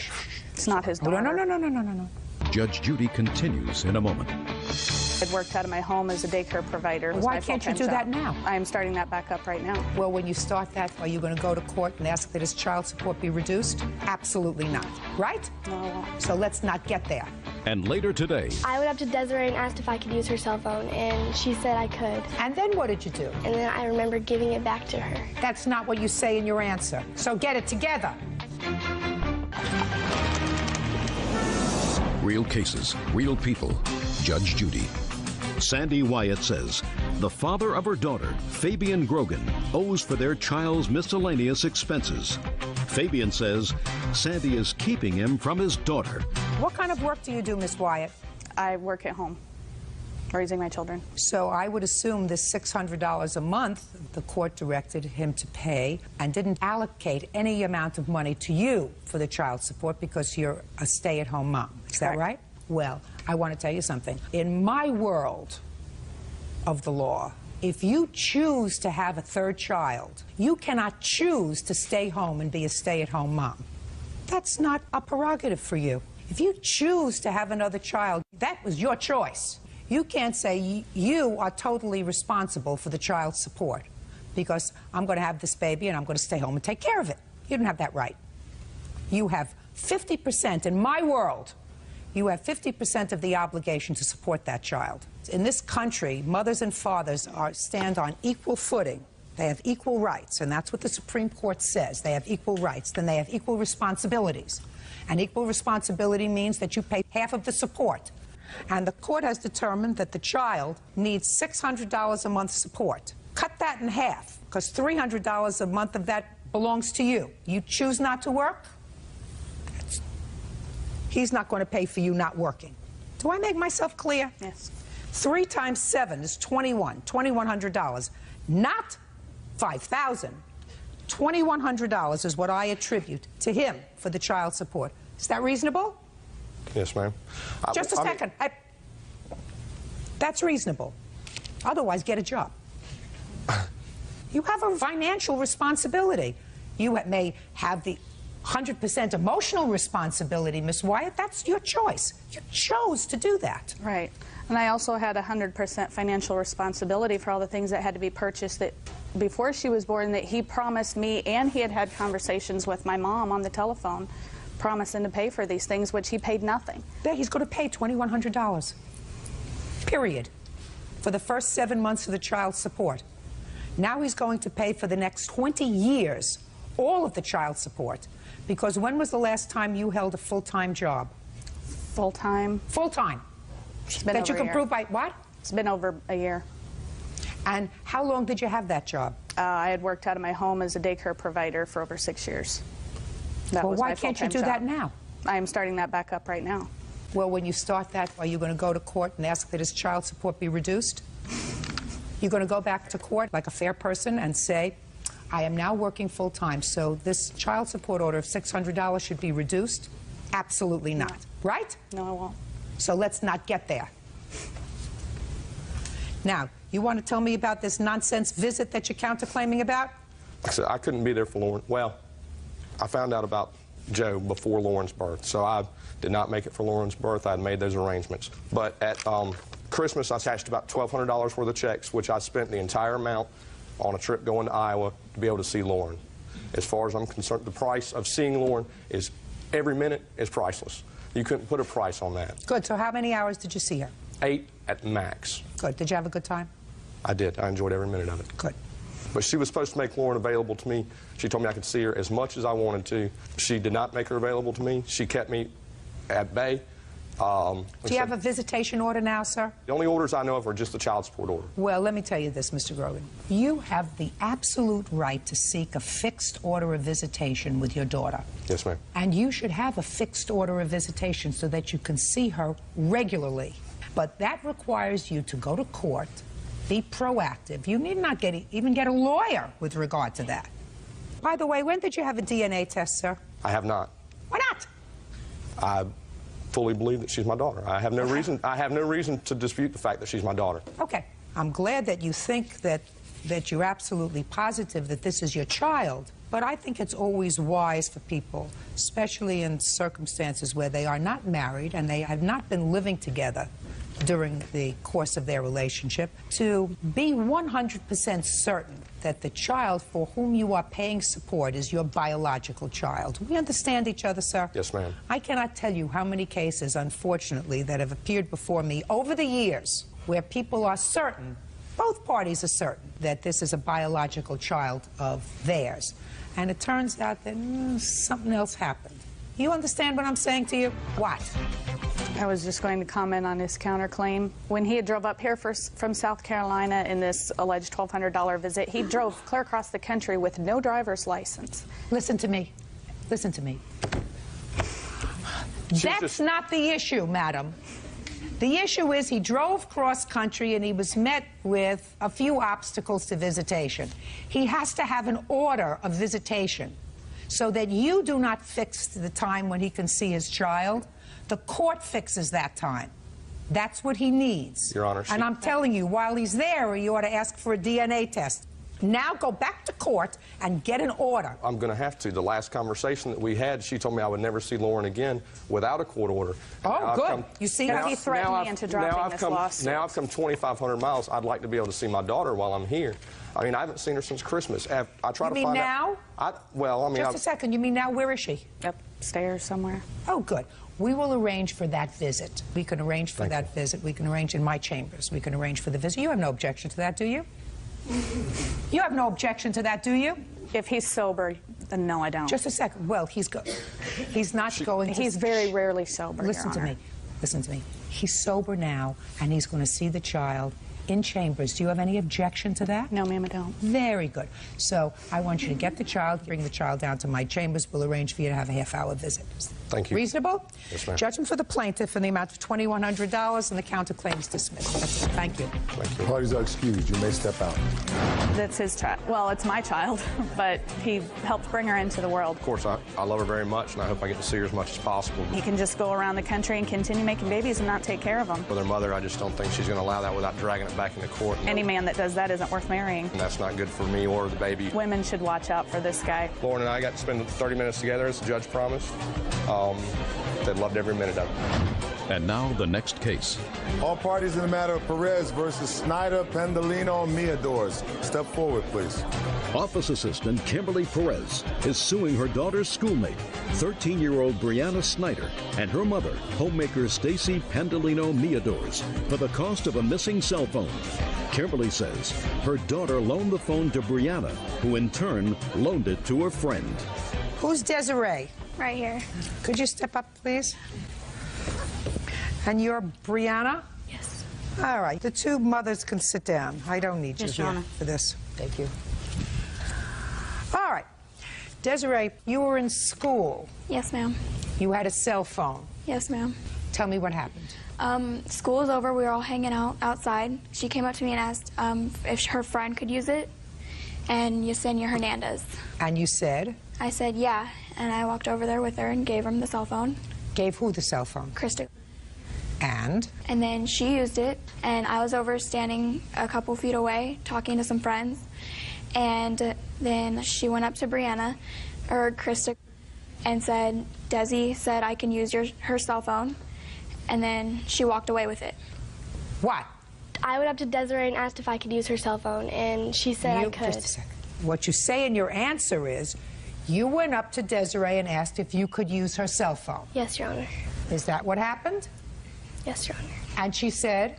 Yes. And did you use her cell phone? Yes, Your Honor. Who did you call? I called my grandmother and my mom. Okay. Did she call you from the cell phone? Yes, she did. Good. And then what did you do? And then I remember giving it back to her. That's not what you say in your answer. So get it together. You said in your answer, I used the cell phone, and then my friends asked if they could make a call too. You remember saying that? Yes. Now you remember that? Yes. Better? And you let your friend have the phone. Yes, because she said they could. Just a minute. That's what you said. You said then you gave the phone. You want me to read it to you, what you said? You said, quote, I passed the phone to my friends and left school. That's what you wrote. Is that true? Yes, Your Honor. I know you're 100% sure that it's true. Yes, Your Honor. And you say, I have no idea who had it last after I left school. Yes, Your Honor. Right? So your defense is, it's not my fault. My two other friends had the phone. Let her go find out where the phone is. That's your defense. Wrong! Step up. Do you understand why she's wrong? No, Your Honor. Well, maybe I can help you, because I gather you don't understand why she's wrong. So maybe I can give you a lesson. Do you want a car? Yes, I do. Do you have a best friend? Yes, I do. What's your best friend's name? You don't have to think so hard. If you have a best friend, your best friend has to have a name, madam. What's your best friend's name? Becky. Becky? Becky comes to you and says, Stacy, I have an emergency. Can I borrow your car for a half hour, right? Yes. Say, sure, you know, my best friend. Take the car keys and you give her the car. You say, use it, you know, just bring it back. And Becky leaves, takes the car, and when she's out, she finishes her emergency, and she runs into her friend, Charlie. Charlie says, you know what? You got a car, I really need a car. Could I borrow the car to go to OTB? And your best friend, Becky, says, sure, take the car. And he takes the car, and he wraps it around the tree. You think Becky's responsible for your car? Yes. Of course. Because you loaned the car to Becky. She loaned the phone to your daughter. Your daughter had the responsibility of returning the phone to her. She didn't do it.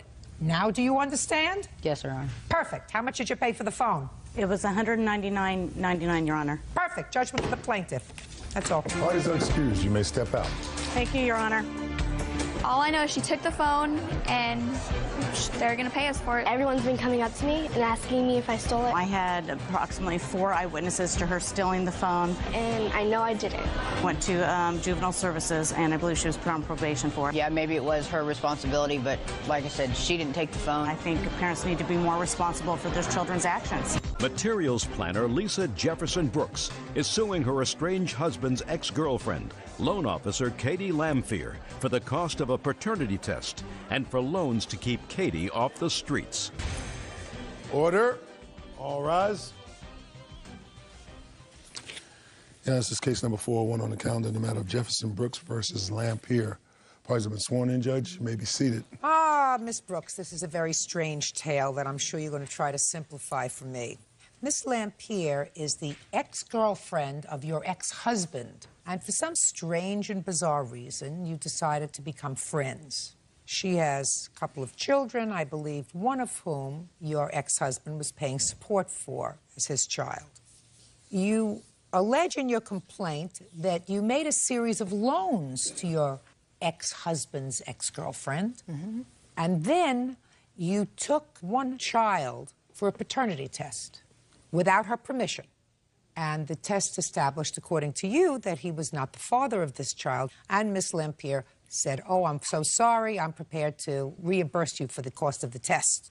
That's what the case is about. Basically. Okay.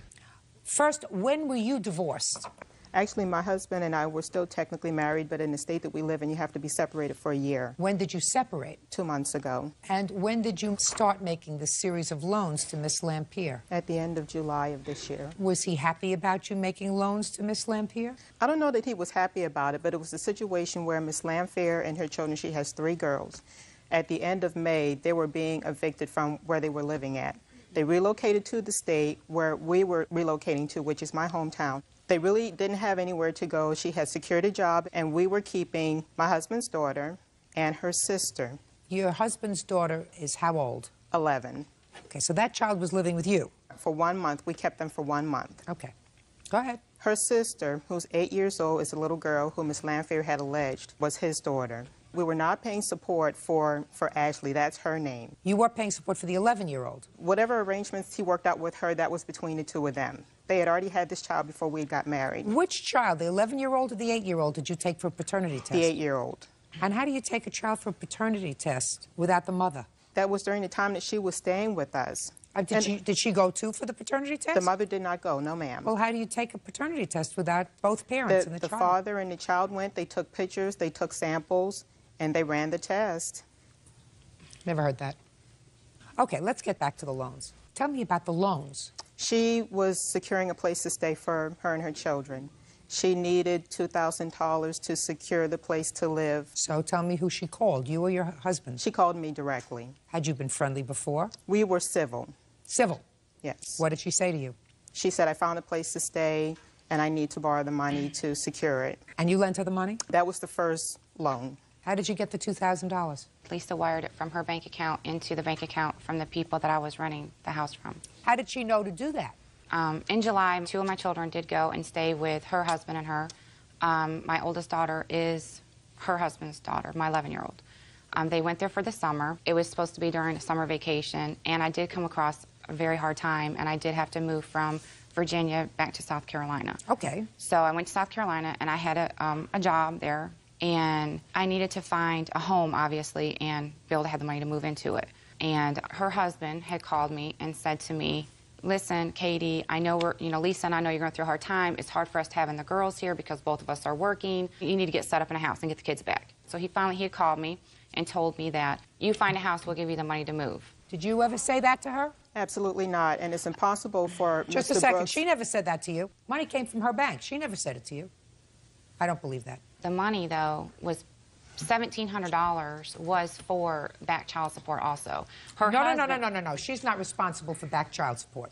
That was the agreement. She had offered $1,700 to go towards his $30-some thousand of support that was owed. Just a second. Who did she say that she was going to give $1,700 to? Me. When?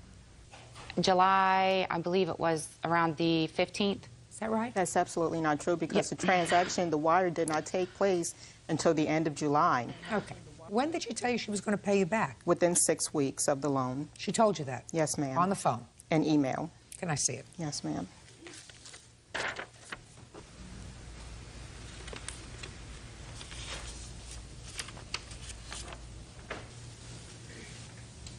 It's clear that you acknowledged loans to her.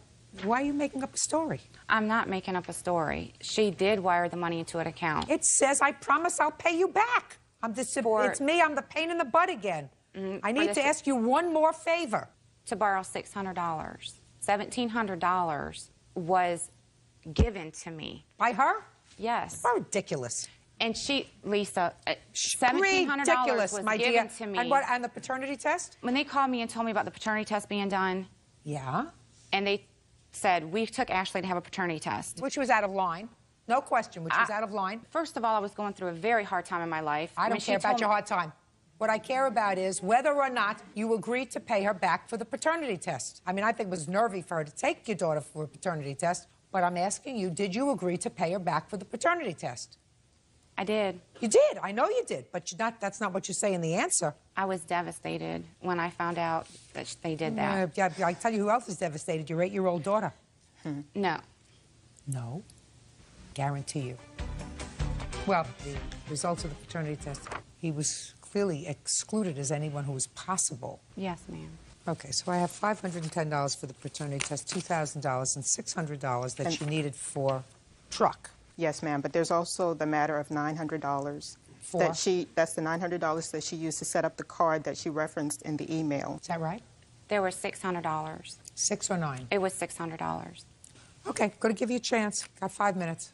May I say something about the paternity test? Mm-hmm. My daughter's birth certificate has her biological father's name on it. Her husband knew that that birth certificate had another name on it. We had discussed the possibility of him actually being the biological father, and we had reasons behind that. They took my daughter and had the paternity test. I didn't ask for them to do that. He had never mentioned to me about having the paternity test at that time. I was told after they went to do it. I did say in the email, I will pay back the $600 because I was upset and devastated, but I don't feel at this time they had the right to take my daughter without me at least being there with her. You're absolutely right. I think it was the wrong thing to do. But you agreed to pay for the test. Other than the fact that you agreed to pay for it, I would not find you at fault and order you to pay it.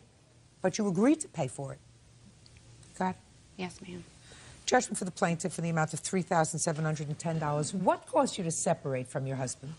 It was a series of things. It really didn't have anything to do with Ms. Lanfair. How long were you married to him? It'll be 9 years this month. And she filed this against me after they separated. So? She offered $1,700 of that money to me. Let me ask you this question. Think logically.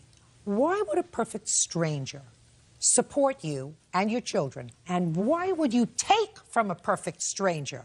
She's not. And she's a perfect stranger to you. She is not related to you by blood, and she's not related to you by marriage at all. She doesn't owe you anything. Grow up. Judgment for the plaintiff in the amount of $3,710. Thank you, ma'am. Parties are excused. You may step out. This was the first little bit of help that I would have gotten from them. It wasn't for Ms. Lanfair, it was for her children. I was in a state of devastation. It's just too much drama. And now the next case. All parties in the matter of Carson versus Salgado, step forward, please. 24-year-old inventory controller Jill Carson is suing her ex-roommate, 18-year-old Ryan Salgado, for unpaid rent and a security deposit. Ryan says he was forced to move out because of Jill's drug use. He is countersuing for the return of his belongings. Mr. Salgado, how old are you? 18. And what do you do for a living, sir? Unemployed right now. What did you do 6 months ago? Nothing. Did nothing 6 months ago? What did you do 3 months ago? 3 months ago? Yeah. I've been working for my mom. 3 months ago, did she fire you? No. What were you doing for your mother? Just helping out with her painting. What kind of painting? She does murals. Are you artistic? A little bit. So you don't work. Do you go to school? Not right now. But your mother threw you out. My mom didn't throw me out. She didn't throw you out, really. She just told you, Yeah. go out. Now, why did she do that, Mr. Salgado? Well is not an answer, Mr. Salgado. Your mother got tired of you hanging around? it's more so my father. Your father and your mother lived together? Yes. Great. Your father got fed up with you being a bum. Yeah. You know how easy it is to write these stories? Do you know how easy it is to write these stories? All you have to do is live long enough. So your father said, get a job, go to school, or get out. Basically, yes. And then you met Miss Carson. Where did you meet Miss Carson, Mr. Salgado? I met her through Suzanne. Who was a friend of yours? Yes. What does Suzanne do for a living? She does DIY clothing, sells it on eBay. And what do you do for a living? I would do inventory control for a boutique in Salt Lake City. Now, for some bizarre reason, which I'm sure that you're going to explain to me, you decided to lease an apartment with Mr. Salgado. Yes. A 2-bedroom apartment. Yes. And despite the fact that he has no work history, that he is unemployed, that he has not worked for a year, that his parents threw him out, all of which you knew according to your complaint, you decided he was a good financial risk to sign a lease with on an apartment, right? Yes. Yes. And that situation lasted a relatively short period of time because he never gave you any rent. Correct. He never gave you any security deposit, Correct. right? And then he moved out. And you want him to pay you, let me make sure I get all this right, $3,275, not yen, dollars, for money owed for his half of the rent for a year and his security deposit. Correct. I want you to look at him. When do you think the last time was that he saw $3,000 in one place? He told me that he was getting money from his parents. Did he? Yes.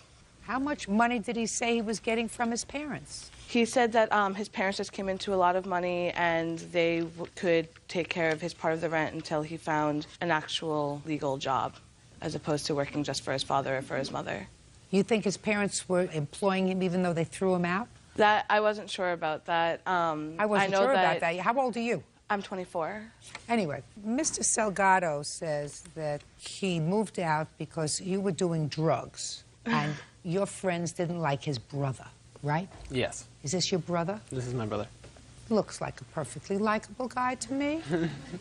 And he wasn't staying anywhere where his brother wasn't welcome, right? Correct. Who are you living with now, Mr. Salgado? My parents. Moved back with your parents, did you? Yes. Is your father still coming up to your room every morning and saying, "Get a job"? Yeah, I recently got one, actually. Really? What are you doing? Just at Burger King. What? Just at Burger King. That's a start. It's a start. You get free burgers. Yeah. Judge Judy continues in a moment. Did you ever do drugs? No. Nothing. Nothing. You just have this kind of lifestyle because it makes you happy. What lifestyle? Nothing. Oh, nothing, yes. Real cases, real people. Judge Judy. Jill Carson says ex-roommate Ryan Salgado owes for breaking an apartment lease. Ryan says Jill is a party girl. You appear to be a smart boy, Mr. Salgado. I don't get the sense that you're an idiot. I like to think so. I'm not an Did you graduate from high school? No, I didn't. When did you leave high school? Senior year. Why? Didn't have enough credits. Why? Attendance. When you weren't going to school, what were you doing? Sleeping. Sleeping? Yeah. Yeah. Okay. Now, you say Miss Carson was doing drugs. Is this the story you want to stick with? Is this your final answer? Absolutely. It's my final answer. That's your final answer? It is. You want to tell me about it? She acquired some cocaine, and she frequently did ecstasy in the apartment. Did you ever see her using drugs? I didn't see her using them. That's my question. Did you ever see her using the drugs? No. Did you ever see the drugs in the apartment? No. If you never saw Miss Carson using drugs in the apartment, why did you feel threatened?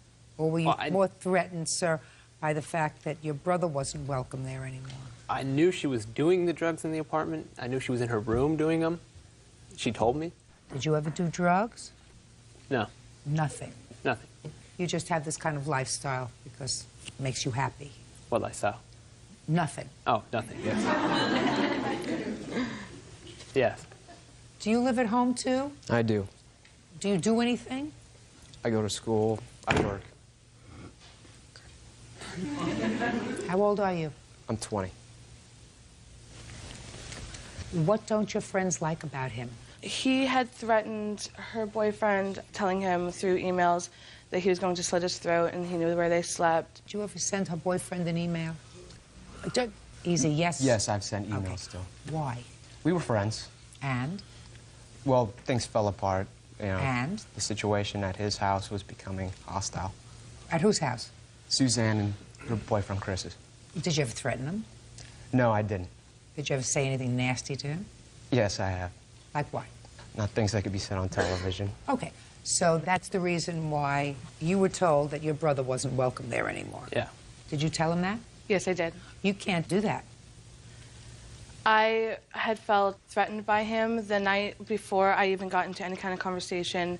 The night we came home from Boston, Chris kind of got up into my face and he clenched his fist and told me that he was just trying to keep himself from being incredibly violent towards someone at that moment.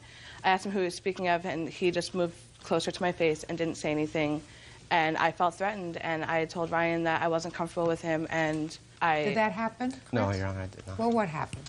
Well, I was angry at Chris, and I was kind of expressing it to Jill, because at the time, I didn't have a problem with her. I had baked her a birthday cake that night. So you didn't have a problem with her, but you just had a problem with this other guy? Right, and I was trying to explain to her how frustrated I was with her friend. Okay. Well, Ms. Carson, you can't tell a co-tenant that he's not allowed to have whoever he wants in the house if he's on the lease. But why didn't you pay any rent, Mr. Salgado? I was in the process of looking for a job. Well, you can't live rent-free. She's not your mother. She told me that I wouldn't have to pay rent until, because she was going to have a family member help until October. And I was looking for a job until then. He had mentioned that he couldn't get the money for me like right away. So I said I could cover it until then. However, I needed it by October 1st. Who else lives in the house with you now, Miss Carson? It's just myself. What's the rent? $525 a month. Okay. Clearly, you people don't want to live together anymore, nor do I think you have to. But Mr. Salgado, you have to help her out for a little bit. I think that you ought to give her at least 2 months' notice before you just move out and stick her with rent. Don't you think that that's a mature thing to do? It is. Even though she was foolish in taking you on as a roommate when you had absolutely no way of paying her any money. Absolutely. What do you mean, absolutely? It's the truth. I know it's true. After they were served the papers, I had gone home. I was sick, and I fell asleep on the couch, and I wake up to someone banging on my door rather violently and constantly just ringing the doorbell. I looked out the window, and I saw the back of Chris Salgado's head. You can hear them in every room. They're banging on the windows. Peculiar. The whole thing is peculiar. Yeah. Unfortunately, I know it's all true, which makes me even sadder for this country. But I have to make a decision. So, you're going to give her $525, which is your half of 2 months' rent, so that she has an opportunity over the next 2 months to either decide what she wants to do, stay in this lease, get out of the lease, or find a roommate to help her subsidize what you're not going to help her subsidize because you moved out. And I want to tell you something. I wish your parents well with the two of you. Oh, judgment for the plaintiff in the amount of $525. That's all. Thank you. Parties are excused. You may step out. The accusation.